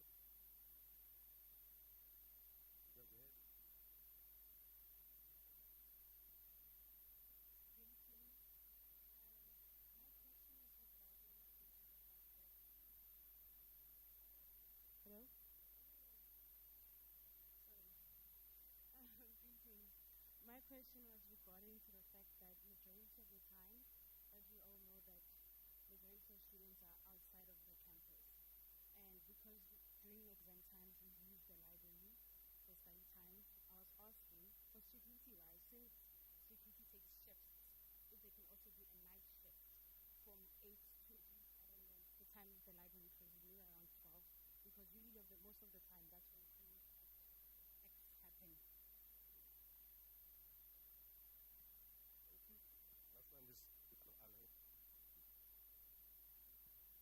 Thank you very much, program director and or moderator and you MMC and all the panelists.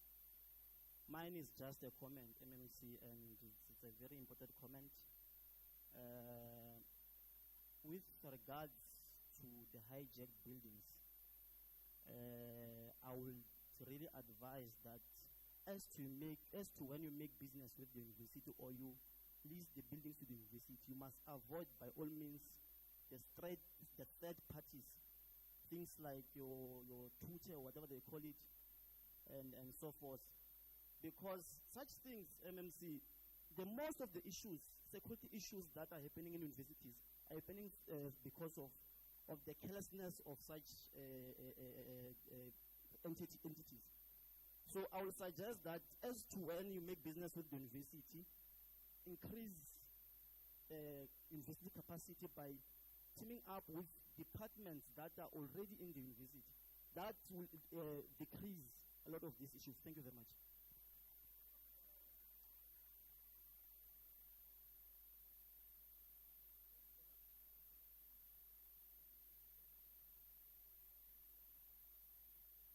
Greetings, MMC Kulufelo. The question is directed to you. You mentioned that the city is working with law enforcement to ensure safety in and around our campuses, our residences, and for us as students in general. My question to you is, how can we be certain that the law enforcement are not also part of the problem that compromise our safety?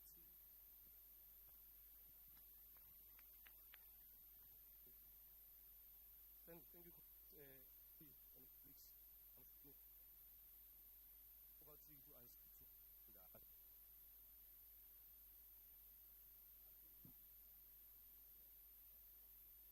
Yeah, thank you. The questions that came, you can see they come from a very energetic, emotive, young minds, and I think this is an environment where people come and express themselves. Obviously, as I started, the general remark is that, look, the city, as far as we are hosting a daily visit, I could have sensed, see that there are certain questions that you could see that would have been more directed suitably at the management of these institutions. Issues of deployment of security are things that, have certain dynamics that perhaps maybe we cannot delve into that much. But there was a question around the possibility of buses that would ferry students, and I think those are critical things, but maybe they can be looked at from understanding that the buses that the city has and deploys follow a specific route, and that is a prescribed application process that is being involved province. So you see that there are certain buses that travel in the townships and use specific routes. So from a regulatory point of view, you find that it's not easy to just say tomorrow, I'm going to tell my bus to take this particular route, because those things are regulated. Even taxi industry, you know that there is follow specific route, they have route runs and all of those things. So, but in terms of, because that comes from issue of safety, I suppose, and patrol and safety and all of those things. Perhaps maybe in sessions like this, it would have been also critical, because when you deal with law enforcement, you look at it from the broader perspective. In as far as TPMD, that is met, and also SAPS as well. So there will be certain roles and responsibilities and deployment parameters that would have also underserved. But the city, most of the time, you can see it's more about enforcement and their visibility. And that was the city can actually, in the vicinity, for example, look into perhaps maybe seeking to address. But in the long run, certain things might not necessarily be practical, but maybe, maybe if we go back, things could be whether what is viable in terms of what could be exposed. But with regard to our resources and the context we feel is the framework, what we are allowed to do from a legal point of view. Thank you.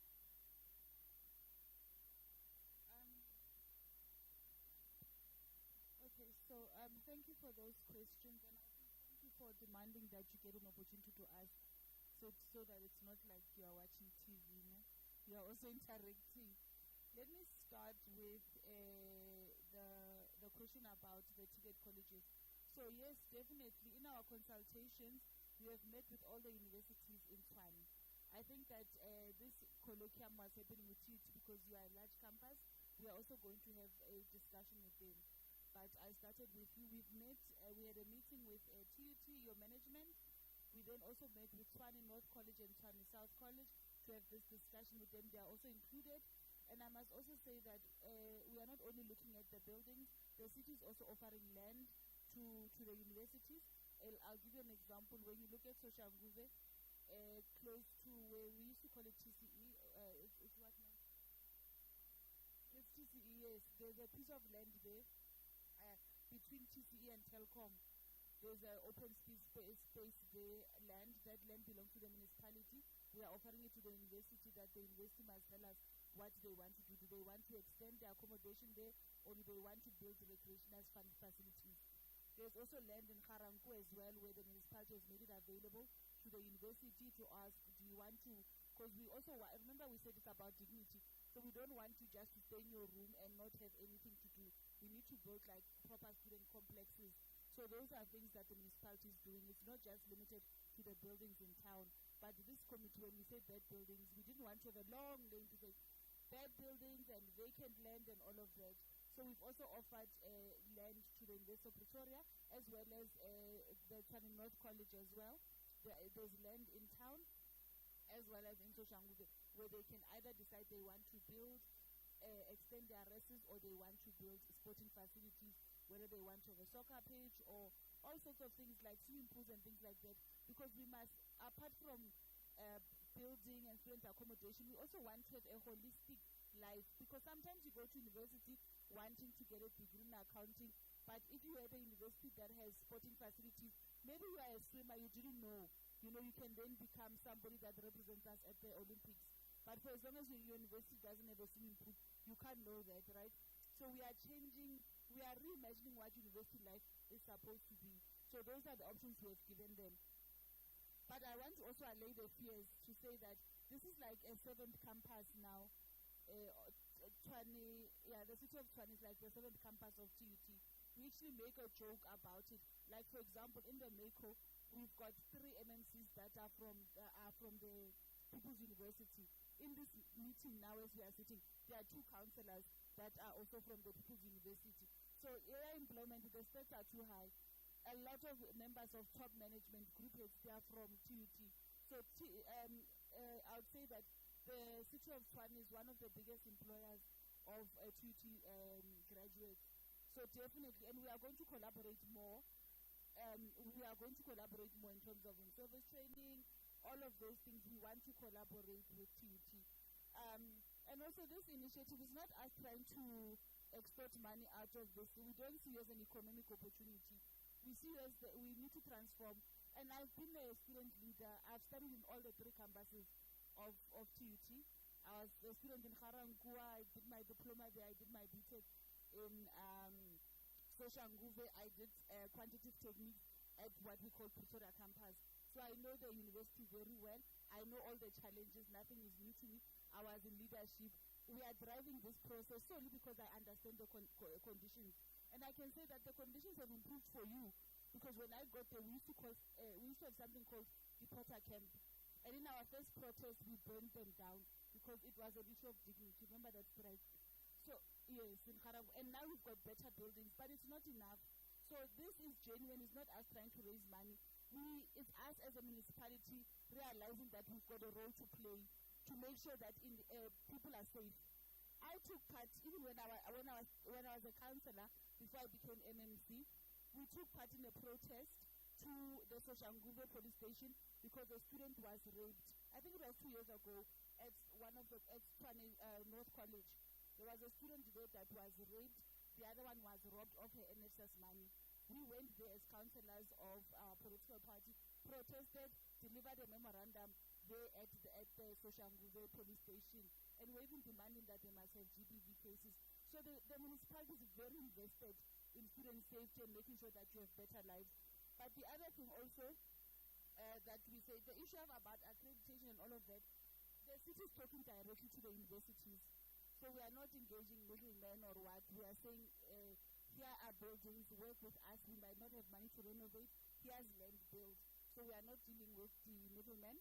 on the issue of 1760, I will send, we will get somebody from our law enforcement to go and visit that building immediately so that those issues can be addressed. But you must also bear in mind that there's a security there on your campuses, so our law enforcement will have an engagement with those securities at your campus and decide how we can work together. And if, lastly, I think the question that we asked is, are police not part of the problem? If you know of any police officer or anybody linked with TMPD that is doing something illegal, you have to immediately report it to us. Tshwane doesn't send people to go and do illegal things. They are sent there to protect you. So if you see anybody doing something illegal, you must report it. We think that they are going there to assist you, but if they are doing other things, please make sure that they are reported. And then, of course, we will definitely team up with the various departments. We are already started to teaming up with SGLG. So we used to call it Student Affairs. We have teamed up with them, various collaborations. So you will see a lot of us in your campuses going forward. And then lastly, the issue of security, I think that's the university, there will be a need for us to actually have a meeting with the different security companies on your campus so that TMPD can work with them. Because also you must also hold, as student leaders, you must also hold the university accountable, because the security companies at your campuses are not employed by Tshwane, they are employed by the university. So you must demand that they give you proper security guards. And my advice would be, you must fight for insourcing so that the university can fire those individuals. Because if they are employed by a certain company, it then becomes getting rid of the company, then there's litigation. So assist us with that struggle as well. We are trying to do it here in Tshwane to insource, but really now you've got a role to play because it's your security. And as young leaders, you must be active and demand things better. Because at the end of the day, you are paying again. The university is not doing you a favor. You are giving money to the university. So play your role. Where the municipality is responsible, we will play our role. Like with the taverns, some of you might not like it, but we will come there as IBEC. We will have some of them shut down because obviously there's building contraventions that they are not zoned correctly. Because there's places where you can build a school, you can build a tavern, you can build something else. Many of them are not complying. So we might be shutting down your favorite taverns. So let's start Kwatela, but you must remember we are doing this so that you can study, graduate, and come and work for the city of Tshwane. Thank you. Thank you so much, colleagues. I want to wish any time, but maybe additional, I'll just hand over to Ms. Mutana. But the parting part that you said, we're going to see you and your team in more campuses. That was a good that you follow up with that was saying. Thank you so much, colleagues, once again for your time. Back to Ms. Mutana.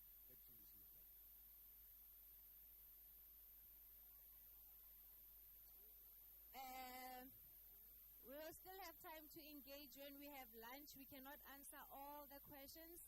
And I believe this is not the last of the dialogue. Today is not the last of the dialogue. So we're going to move on to the second panel discussion without a waste of time. We'll be joined by Councillor Murudu, Mr. Palani, if you could kindly join us. Mr. Mabisani, Kagiso Mabisani, Luvuyo Ngwenya, Riranzo Siale, Kelvin Ntsemi, Thabo Molausi, and Adolphus Mpepu. Madontela, pardon me for misrepresenting your surname. Are the panelists making their way up front? Ntate Adolphus.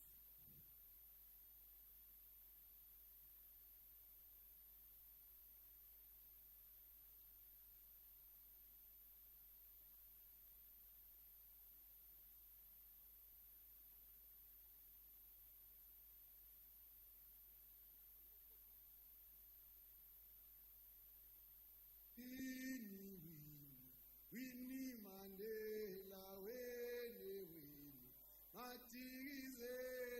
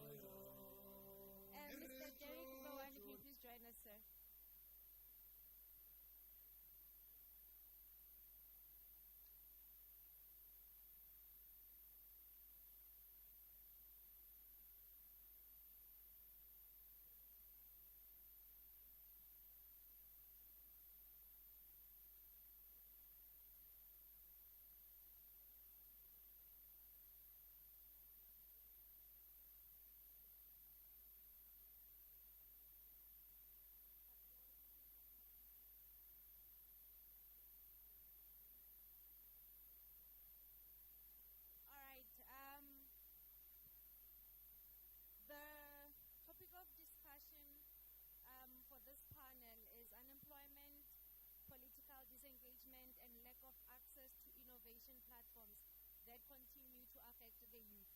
But at the same time, we are seeing youth people leading, creating, and participating in exciting ways. So this panel asks, how can we build a future-ready capital city where youth are not spectators, but drivers of innovation, civic action, and opportunity? So I would like to pose a question to Councillor Murudu. What does a future-ready city look like? And how are young people positioned to lead in Tshwane?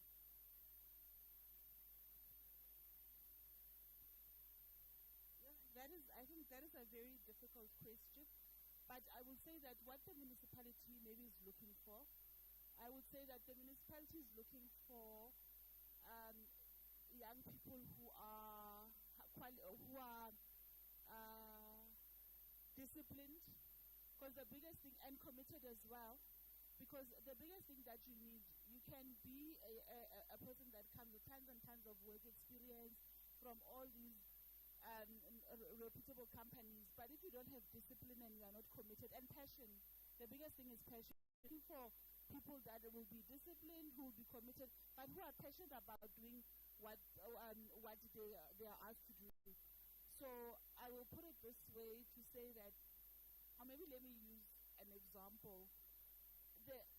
When I still worked in corporate, people would say, so I will go into government, just so I can slow down. So this is what this municipality does not need. We want young people who are excited, who want to serve, who have got bright ideas. Because public service that we want is not that public service that the lazy people want, where people are just going through the motions. I would say that we want young people that are going to come with good ideas, who are going to help us deal with service delivery, who are going to help us find better ways to address our challenges. Because, to be honest, the municipality is plagued with a lot of challenges. One challenge is the fact that we have, when they talk about water losses and electricity losses, we've got 500 informal settlements that don't pay for water, that don't pay for electricity. But Eskom doesn't care for who's consuming that water. They just want their money.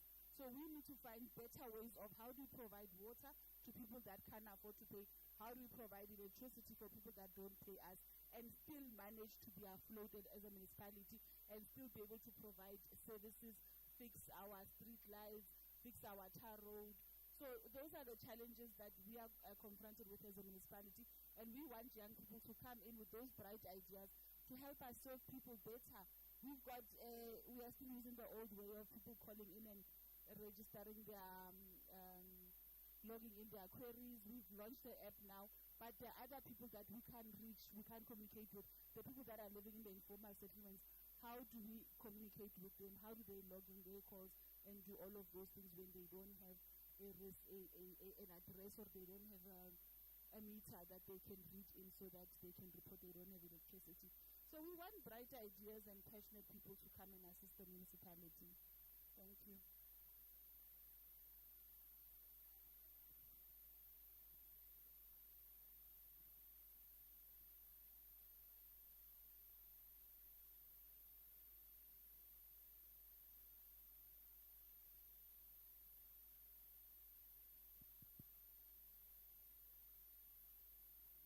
Maybe while we're still on how a future-ready city would look like, Mr. Derek and Adolphus, the World Economic Front, the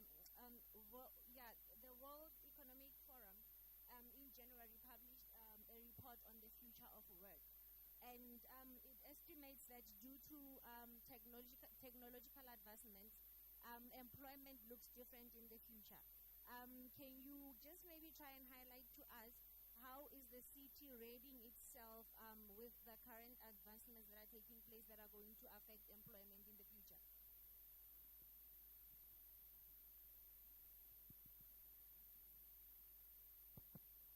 Hi, good afternoon. The department that I belong to is shared services. And in shared services, we are responsible for IT. We are responsible for fleet availability and supply developers, and we are responsible for GIS and corporate administration. In the fleet and ICT space, there are changes happening every day. Of late, I think in the IT space, there's a lot of talk of AI, artificial intelligence. The city is innovating. We in the process of establishing a unit called Smart City, and the next to me is my colleague, Mr. Mandoana. I think he will talk in detail about it. One of the reasons why that unit is being established is exactly to address the question that you've raised, is to keep up with the changes in the world. And the department in the city is one of the employers of university graduates within the city of Tshwane. Every year we have intakes of interns. Currently we got quite a big number of interns, both in the IT space as well as in the fleet space. And we absorb quite a few. Yes, following the processes. I'm not going to go into detail what the processes are, but following the processes of recruitment and absorption in the city, we've absorbed quite a lot of graduates or students that are still studying, but during the holiday breaks, they want to get exposure to practical work. But the city is innovating. We are keeping up. We are actually also doing a lot of research on what is new out there. For example, in the workshop space, what machines are out there that can assess or diagnose problems that are experienced with vehicles, what new applications are in the space, in the IT space, what infrastructure equipment is available in the market. We do delve in those items or in those areas, and we accommodate to implement those changes and accommodate those changes in our processes. Thank you.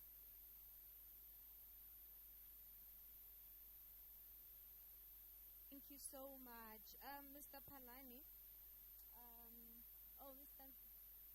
You want to add say? Okay, continue. Can you hear me? Okay. As Mr. Madosela indicated, I'm from ICT, responsible for applications. Now, I just want to give just a bit of a story which is very relevant to this particular question. I don't know who within this has heard of a parable of a boiled frog. I don't know anyone, by show of hands, a parable of a boiled frog. So basically, what it says is, if you take a frog, a frog enjoys its life inside water. If you take a frog and put it inside a pot of cold water, and you slowly start boiling or heating up the water, the frog is not going to realize that the temperature is changing. And what ends up happening is that it will just lie in there until it dies. Now, that applies a lot to a lot of organizations, and the city is not an exception to that. But what we have done an assessment as the city and noted that the world is moving out there. We are in the space of ICT. A whole lot of things that we used to do previously are recently being automated. Now, to prepare ourselves as the city, we are also in the process of relooking at our own structures. And you will see when we do start implementing that particular structure, there are quite a number of opportunities that are going to come. These are opportunities that were not there in the past, but it's the city exploiting the current developments around robotics, AI, process automation, and so forth. Now, with that, there are other opportunities that are coming up. The moment you have a lot of technological tools, be it applications, can be solutions that are being developed, there are opportunities also around people that can specialize in ICT security. So I will say, as the city, we have noted the way things are moving, and I will urge those in attendance today to also take that into consideration so that we don't find ourselves empowering ourselves with knowledge and skills that might be irrelevant in the near future. So I would say, MMC, the city is open and is getting ready, gearing itself to respond accordingly in line with the changes that are happening. Thank you. Thank you, Mr. Derek. It is pleasing to know that the city is aligning itself with technological advancements that are global. Is Mr. Palani here? Okay, Mr. Palani is not here. I'll jump to Mr. Mabisani. Mr. Mabisani, what do you believe student leaders can do to bridge the gap between the classroom and real-world economic participation? No, thanks very much for the opportunity. I'm not Mabisana, I'm Tandazo. I'm here to replace Mabisana. What we are seeing that today is that to bridge the gap between the classroom and the real world today is very short and simple. It's only creation of jobs to ensure that future graduates of this country are employed. I heard from the MMC who was on the panel said that they want to take the buildings from the buildings that are being hijacked by these people of City of Tshwane to convert them into a student accommodation. But I found it narrow and void at some point to say that already now in university we are having external beds, we are having beds that are more than students. So I believe that if then these buildings are going to be taken, how about perhaps these buildings are being converted into some companies that are going to ensure that graduates of TUT, graduates of TVET, graduates of UP are being employed in those kind of states. Because if then we are saying that this kind of buildings must be converted into student accommodation, it then brings a contradiction because these buildings already are being hijacked by guerrillas that are there on the ground, and they are there for self-gratification. So at least if then you can have those buildings converted into industry that are going to ensure that graduates of universities are being employed, are being making sure that they make profit to make sure that the future generation or the upcoming generation are also following the same step. So if then the city can ensure that it creates jobs for the youth of TUT, the city ensures that it makes sure that the city is safe and well conducive for everyone, so that we can at least have those graduates that are going to come, not galvanizing around the streets, not having imposed to drugs and all of that. You can have the city being driven by future graduates of this country, as I submit. Thank you. Thank you, sir. Maybe just to take you further a bit, the Future of Jobs report indicates that in 2030, there's going to be a lot of jobs that are decreasing due to technological advancements, like I said. Now, how do we bridge the gap from the classroom to economic participation? And I'm saying this, let's put aside the buildings aside for now. I am saying what is preparing me as a student of TUT or of a TVET college, what is preparing me now for future economic participation? Is the classroom readying me for that? Is the classroom relevant to the changes that are happening in the world? That is my question, sir. Is the classroom, as a student of TUT, as a student of a TVET college, I want to participate in the economy, I want to be employed in future, but the jobs of the future are changing.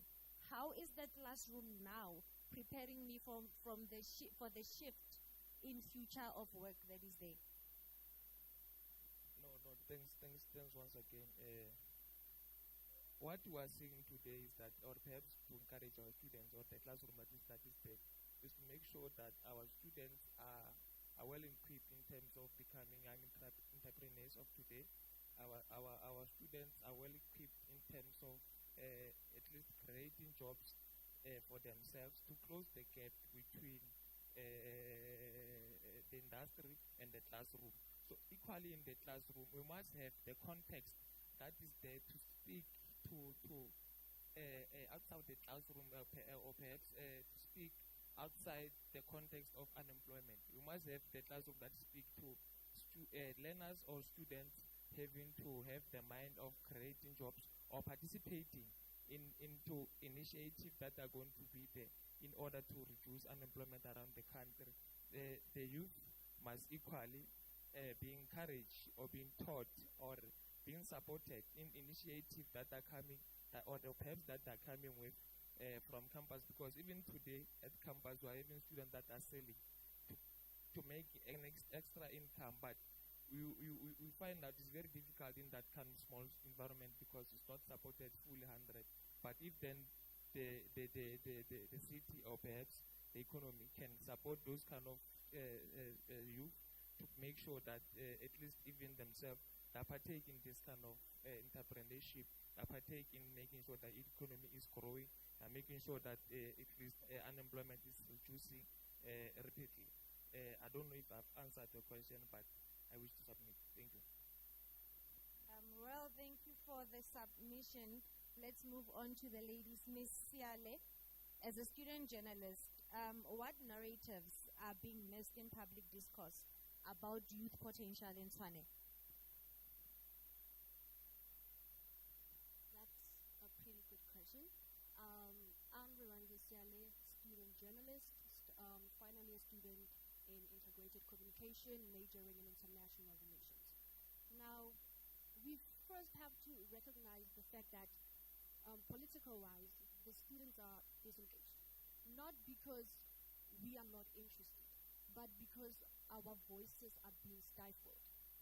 It's a thing to say our voices are being stifled, and the dangerous part of that is that the minute you pacify the youth, you pacify the future of this country. We need to start actively encouraging the youth to be active in the political space.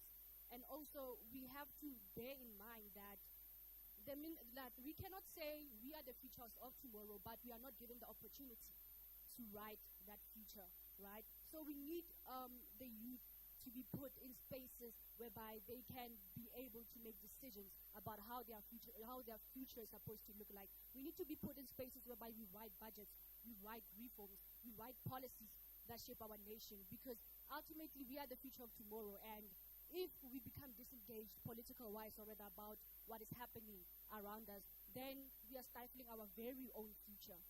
Thank you.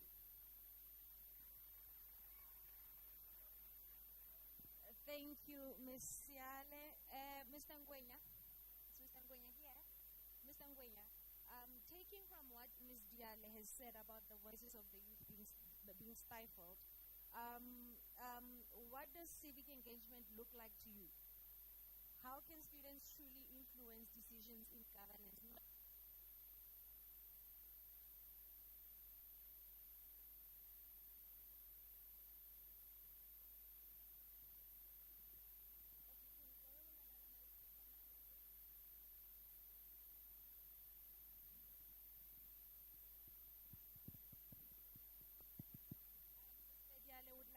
To repeat the question, I was saying from Ms. Siale's perspective or input, where she's alluding to the voices of the youth being stifled, I'm asking, what does civic engagement look like to you? How can students truly influence decisions, not just in the city, but in every sphere of responsibility and opportunity they find themselves in? Well, thank you very much, Madam Chair. Well, my name is Lovuyo, and I'm the sitting Deputy President General of the largest contact university, the Tshwane University of Technology. Well, firstly, I wanted to, there's a question that you posed before I come to this one that you just asked me about getting our graduates ready for the future, because you are estimating that at a certain year, the issue of employment is going to decrease further.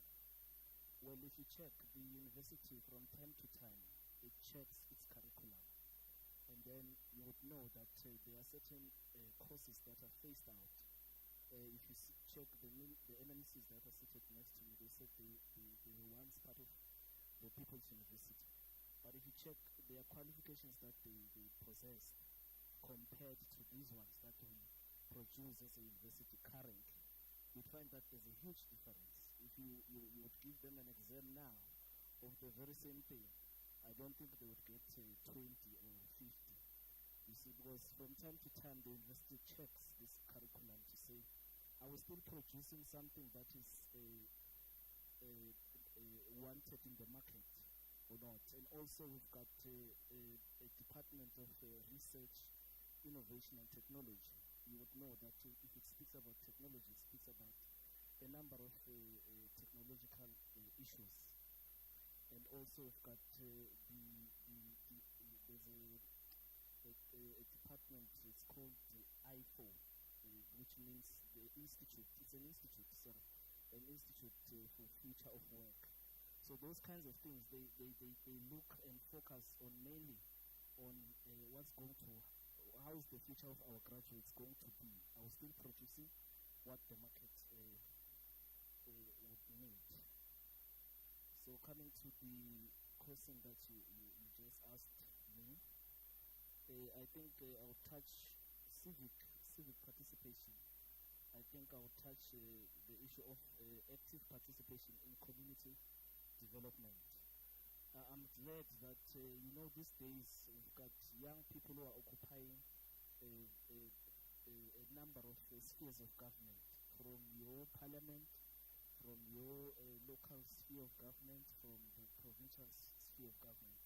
And they're doing a very important job in there. That's why you've got issues of student debt cancellation, those kinds of things. They are playing a very important part in shaping the issue of civic responsibility. So a number of things that they're introducing, they are assisting these young people. Yeah, so I think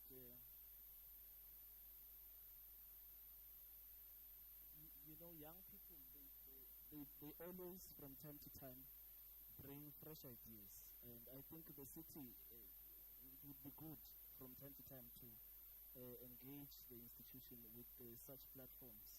It can be the Mandela thing or a once-off thing. We ought to meet once in a while and talk about these issues so that you could get a sense of young people's fresh ideas. So thank you. Thank you, Mr. Ngwenya.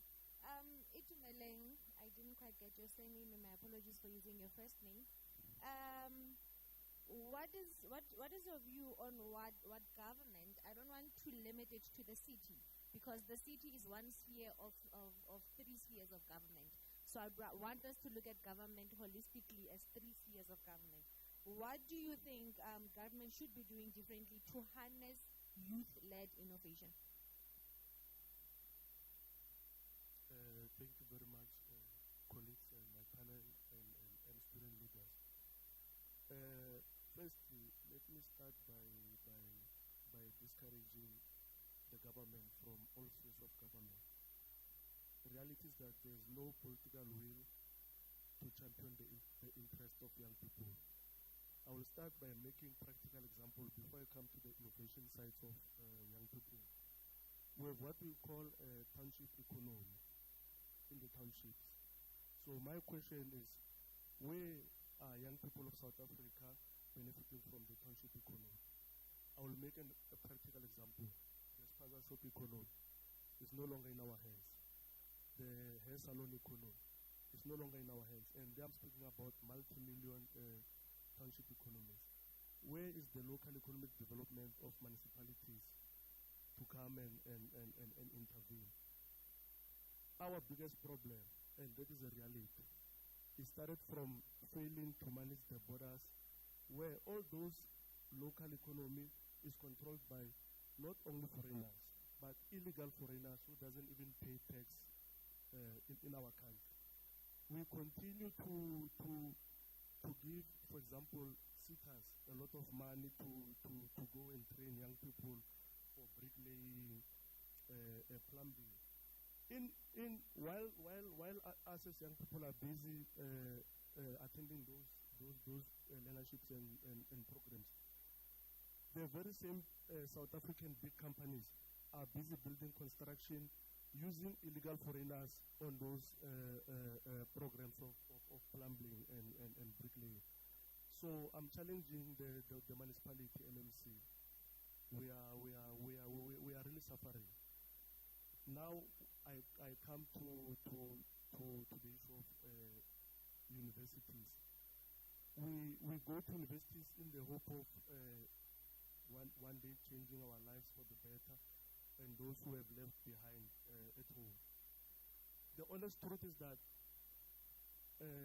currently now there are many courses that are offered by universities that are not in line with job opportunities. ICT department is one of the most advanced departments that will shape the country, and those who are registered under the ICT faculty stand a good chance of being adopted through the 4IR and the next IRs that will become in the future. But what about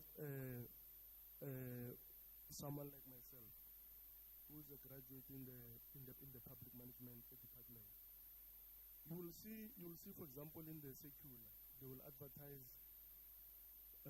we need an administrator or a clerk in the department. But during the enrollment of the university in January, they enroll almost about 1,000 public management students. Where are we going to hire those students once they have completed their qualification? And I'm only speaking about TUT as universities. We have TVETs that are offering N426 public management qualifications. I'm only speaking about one university and one college. So where are we going to employ our graduates? We tend to graduate, we go home, only for us to go and work at retail shops. So my plea is that can we, because we are now in the era of Government of National Unity, LGU, can we please hold each other accountable and not promote some friends like this arrangement where there'll be sharing of tenders and employment of me as a close friend, for example, to the MMC. Can we please be honest to championing the issues of young people and the struggles of young people? Because one of the good days, this country will come to a standstill where we will not only have control of any single economy of this country. You know, I always make an example when I'm seated with my friends to say, but Bafut, whenever we go and eat maybe lunch, Pretoria East, who's saving us? Look at the people who are occupying those posts, the restaurant. The only sector that is only, for my view, that is still in the hands of our people is the taxi sector, because there they don't play, they manage issues serious. So please, man.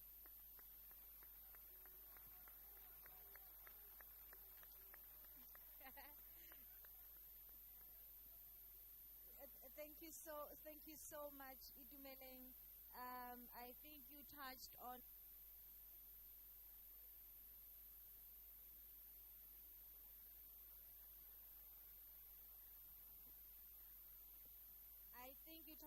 the question that I asked earlier on real world economic participation when you mentioned the township economy.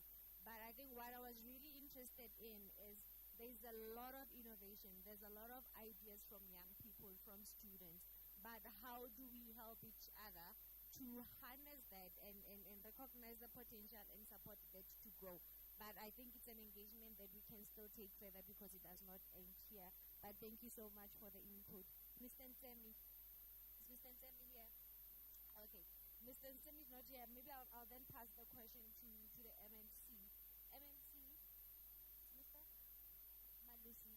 Okay, Mr. Malusi, welcome and pardon me. The question I would pose is, what practical support systems are needed for young people to thrive in institutions and transition into the workplace? What practical support systems are needed for young people to thrive in institutions and transition into the workplace?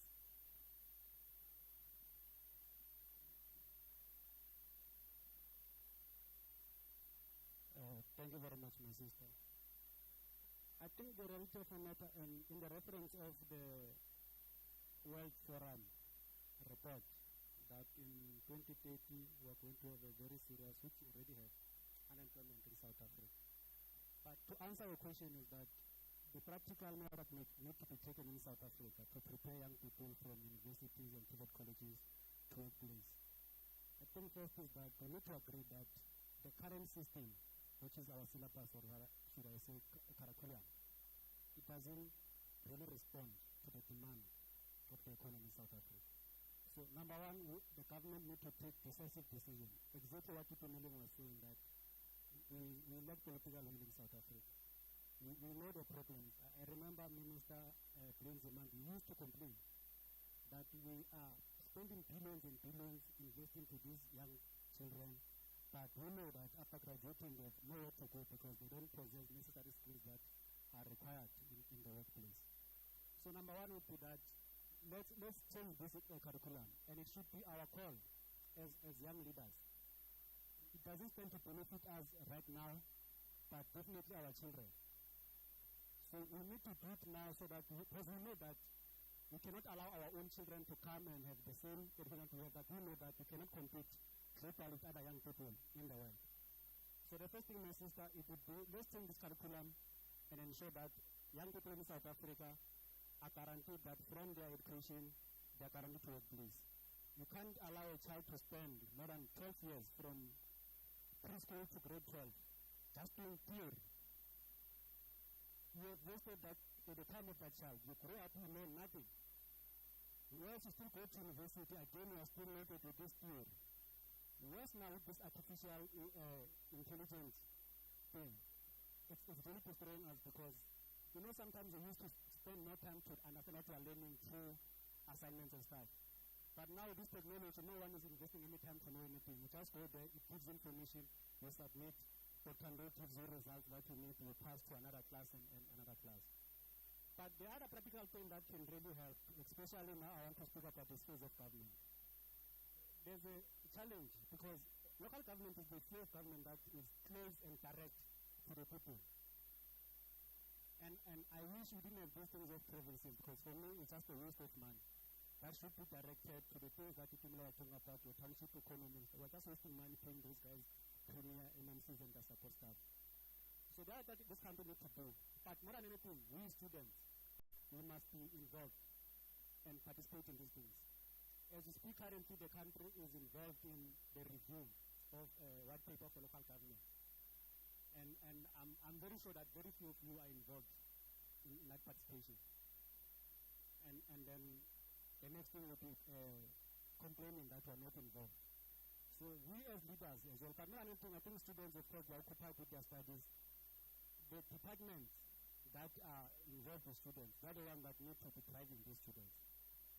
The same thing, and I'm saying this because I remember that in rural areas we find that many young people are, even if they're smart, they're unable to come and further their studies because teachers are not involved in helping them able to apply to universities and all, because we don't have that information. So I'm saying two things. Let's change the curriculum so that we make sure that what we study cannot just prepare me for work, but can also give me powers as a graduate, that if I'm not going to be employed by anyone, I can create my own job and compete. And then, thank you. The second thing is this one I'm talking about, that many young people are not involved in politics simply because they feel disengaged. Why?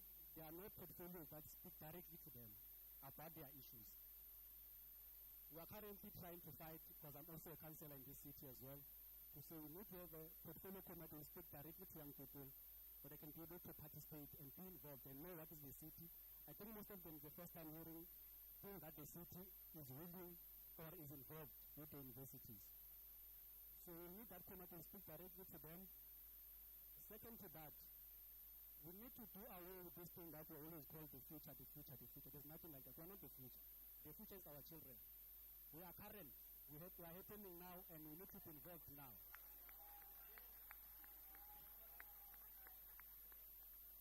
So that's my plea to you, colleagues. Let's get involved.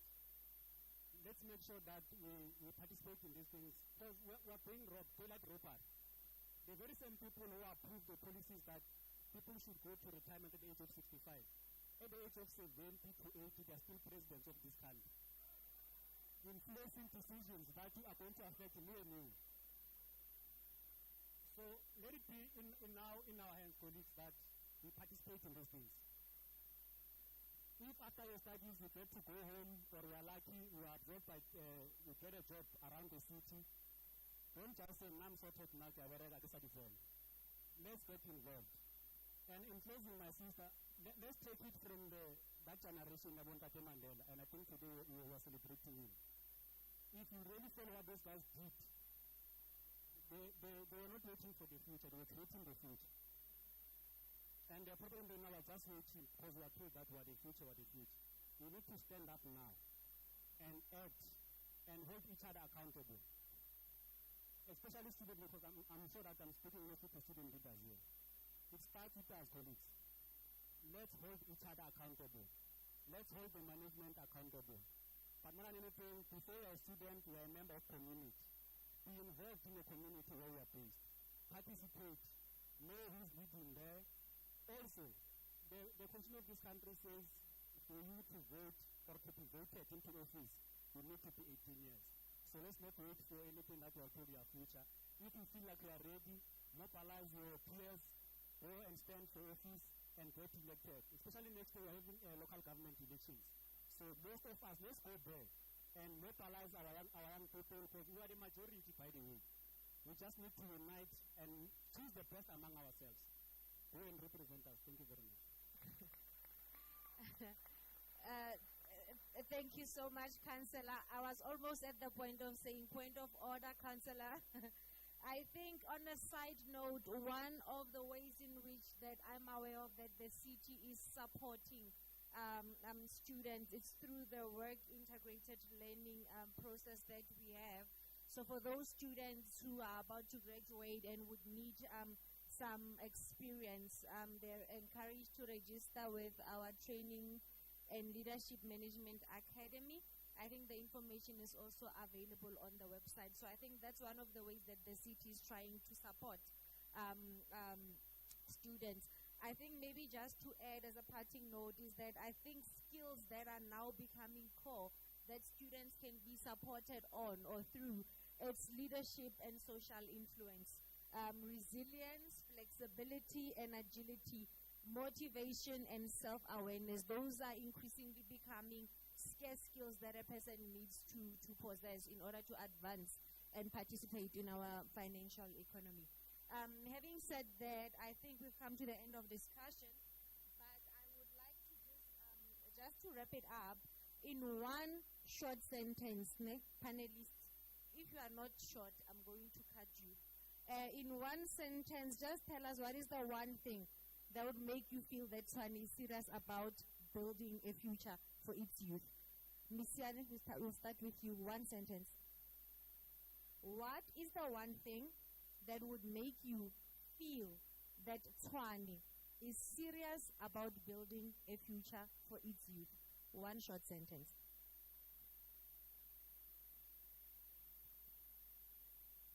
Seeing change in our communities.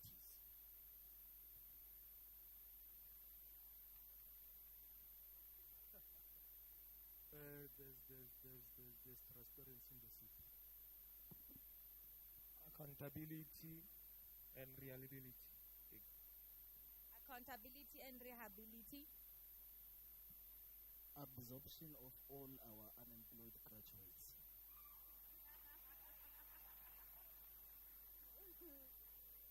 Young people participating in politics. The department is already innovating, and the innovations are going to affect the future. That is catering for the future of this country. Okay, by being involved in the design and structuring of the academic programs,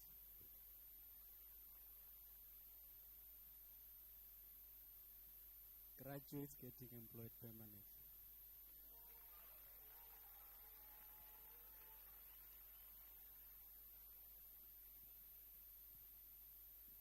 Just in the spirit of fairness and consistency, we're going to now open the floor to questions. We'll now start on the left. We'll take 3 questions on this side and 3 questions on this side.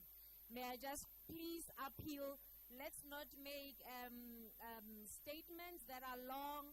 Let us shoot straight to the questions so that we can afford the panelists to answer quickly. May I ask just one of the ushers to assist with the mic? I'll take you, sir, on row number 3. I'll take you on the row, and I'll take you. In that order, then we'll proceed to the other side. Should there be a need for a second round, we'll come to you.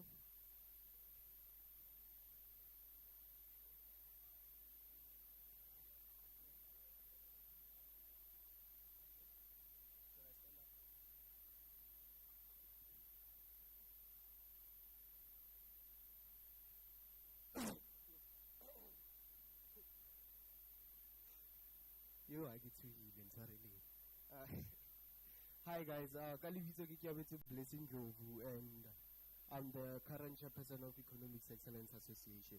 So I liked the discussion because it hit home to what we are trying to achieve as the Economics Excellence Association, right? So mine is to just say that we are hosting a community outreach called Beyond Metric. There's a brother there who said something about Tshwane not assisting when it comes to university and all those things. And we understand that there are people who come from privileged, underprivileged communities and underprivileged while they're under-resourced, right? So the community outreach that we are trying to do is to assist at least 100 learners with university application, as well as to mentally prepare them that as much as you applied for university, there's a chance that you won't be accepted. How do you then deal with such things? How do you then navigate life after matric? So my question is, how can Tshwane help such initiatives to make it at a greater scale and be more impactful? And So, and I'm making a request from everyone who is here. Rokopela donation here, 10 rand, 5 rand, 20 rand. Thank you. You are out of order, comrade. You were meant to ask a question, not to lobby for support. We can do that over lunch. Thank you. My name is Tumeleng Tsepomorne. Mine is that I want to ask the MMC and also the Department of Technology and all these things. So I want to ask that when are you bringing back the free Wi-Fi everywhere in these communities? We remember back in the days, people used to have access everywhere. When are you bringing it? Thank you. That is a very constructive question, taking into account that we're speaking about technology and innovation. There can only be one of you. One question. Sorry to take you back, ne? But then there's something which had been mentioned, and then neither of the people in front actually took time to respond to that. We are all here students. We come here February, January, we find that we are blocked or we still having to go to long queues in terms for us to get registered. During that time, we sleep there by the library. We sleep there at the gate of the institution. So how is this new accommodation going to help us with that matter? Because we are tired. We no longer want to sleep there at the gate or in the library. We no longer want to go around in Soshanguve or in town asking for people to actually accommodate us. So if this thing is a new thing which aims at improving things, how is it going to accommodate students during that period of registration? Thank you so much. We're going to move to the next side and take 3 questions from the left. We'll take the gentleman. No, let's take a lady. We've had gentlemen speaking this side. We'll take first the lady in the front row. Then we take the lady at the back. And the gentleman in the middle.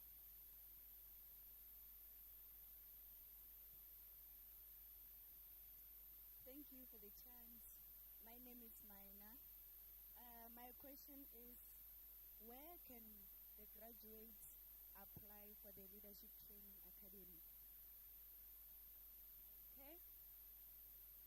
There was a question in the middle that I noted. It was not you, sir. We'll come back. Will you please step out? Meet me halfway.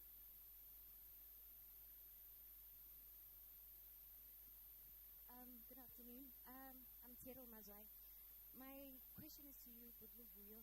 You mentioned something about e-curriculum, that it's been changed, right?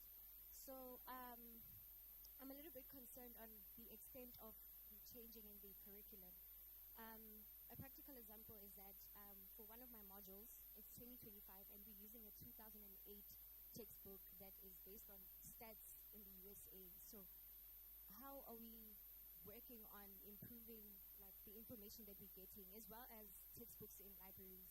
We don't have a lot of resources. Not everybody can afford hard copy textbooks, and it's really difficult to I don't know, hire or like reserve a book to use, because there's only about 2 or 1 textbook. So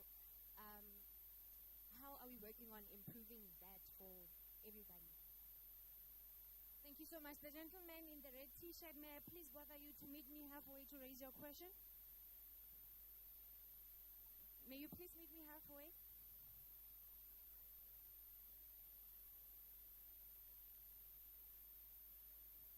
Greetings.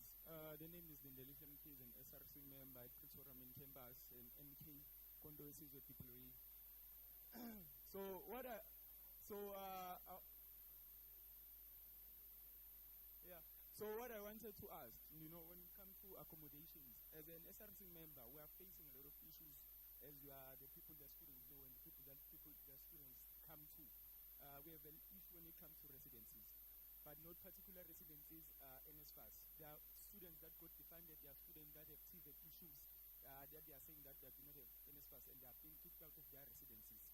So we have that problem. So now my question is to the MMC or to the city of Tshwane, so that they want to create more accommodation.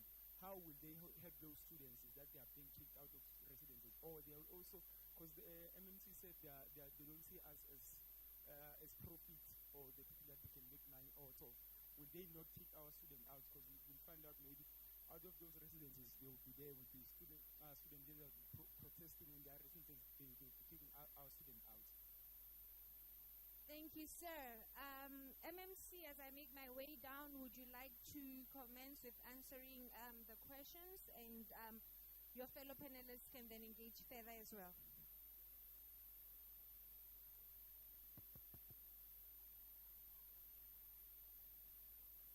MMC, you are protected. You may continue to speak and address the room. Okay, thank you. Maybe let me... MMC, you may continue and address the room. Okay, thank you. Maybe let me do clarity. There's when you were answering in the last round, there were some of the stuff, some of the questions that were left unanswered, right? I'll just use this opportunity to respond to those. I think when it comes to this committee I was telling you about that consulted on bed buildings, right? We had identified 32 of the buildings. So not all of them will be turned into just accommodation. What we are also doing is, like for example, with Pretoria West, we want to turn it into a manufacturing hub. Now those are jobs. We've even got a committee, we call it the 3.9 committee. That committee is to grow, we want to grow the economy by 3.9% by 2029. That means we want to create jobs. We are aware that when you come out of university, you must have jobs. But also, I think some of the questions that we have are things that must be directed at the university more than the municipality. Because the municipality, we don't want to take responsibility for the university. And I want to urge you, and as speaking as a former student leader, you are too lenient to university management. And I'm going to say this again. They are not doing you a favor. You guys are paying for it. So I expect more. You need to ask for more. Your safe, all of those things you are paying for, you must ask for more. But the reason why the municipality is speaking about student accommodation is because we do see a need. For us, it is disheartening when we saw images of students sleeping in the streets. That is why we said we want affordable housing for students. So yes, it's not a profit, it is for us to address a need. Because fortunately for us, we are the only city in the country that has so many universities. So we feel like it's our responsibility to do that, and we are going to do that. Like you said, we want to be held accountable, hold us accountable. We are going to deliver on that part. I'm going to allow the group head in corporate and shared services to answer the question on the free Wi-Fi and on how they can apply, how you can apply to have access to the trainings that are involved, that are available in the city. Thanks, MMC. Let me start with the question on how to register with TLMA. I think there was one learner that asked that question. I'm not sure if you have access to the city's website. Anybody who's got access, or if you know about the city's website, www.tshwane.gov.za. Yeah, if you go to that website, there is a page that is TLMA. Or alternatively, what we'll do, we'll send the link through your leadership. We'll engage the office of the MEC. We'll send the link of the TLMA to your leadership so that you access that link and post your applications there. Regarding the issue of Wi-Fi, the city enrolled Wi-Fi in almost all academic institutions, universities, high schools, even in parks where people gather. And the reason for that was to provide access to research, a tool for mostly students to do their research. But what happened is that infrastructure started being vandalized. It was vandalized to an extent that it became very, very expensive for the city to maintain. We replaced quite a few of those sites. We found that you replace a site like today, maybe 2 days, 3 days down the line, that replacement is also gone. So to protect the fiscus of the city, we took a decision to say we need to find maybe a different way of connectivity, and that through the ICT unit within the department, within the city. We are busy with doing the research on such type of connectivities. But at the moment, to install what we installed before is not really viable, and it's not really helping yourselves, and it's not even helping us. Because we install today, you say, oh, okay, there's linkage, there's access at our campus. You go there, you try and connect, there's nothing. And then you ask yourself, so definitely the first carpet you point out is City of Tshwane. But it's not City of Tshwane. There's a lot of vandalism. People are stealing those cables. People steal that infrastructure that we installed there. But while we are working, we're still doing some research. In certain places we've replaced, especially where like universities have guaranteed us security that they're going to protect that infrastructure.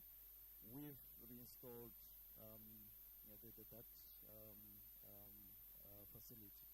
But in places where we don't have security or we don't have guarantee, now we're trying to find alternatives. Thank you.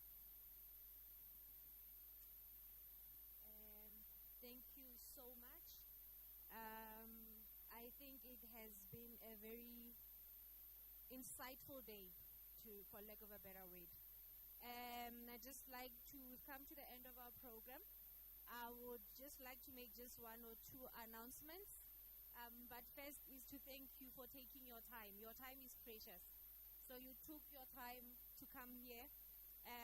It is much appreciated. And as much as the city has been able to hear your concerns, you have also been provided some opportunities to go back in history, go back in time. So thank you for that. We do not take your time for granted. MMC, I think the students have raised a lot of concerns which would warrant that further engagements take place, be it with student leaders or with higher institutions of learning. But the fact remains, this dialogue must not end here. It must not wait for another special day. It should be continual until we can see the results of some of the inputs and suggestions that were given here. So it remains a challenge to your office to ensure that dialogue continues and it does not cease. And that is how the partnership between Tshwane and these higher institutions of learning can be strengthened, because we'll definitely be seeing results. We want to be sitting here next year and hearing that there was a change in students who registered for the final year. We want to be sitting here hearing that there was a quite big number of students that were able to get work-integrated learning. We want to be sitting here next year hearing that we are, as students, we are participating more in our economy, being it formally or informally, but there has been growth and change. So having said that, I just want to draw the program to a close, but I would like to extend an invitation to you to join us for little bites and snacks. So when we leave out of here, you go to the main door, you turn left. You either take the lift that goes down, but that lift is slow. I will advise you to take the stairs. So you go out the main door, turn left, take the stairs at the end, go down to the ground floor, proceed left. That's where we'll be able to share in a little bit of something. Thank you so much.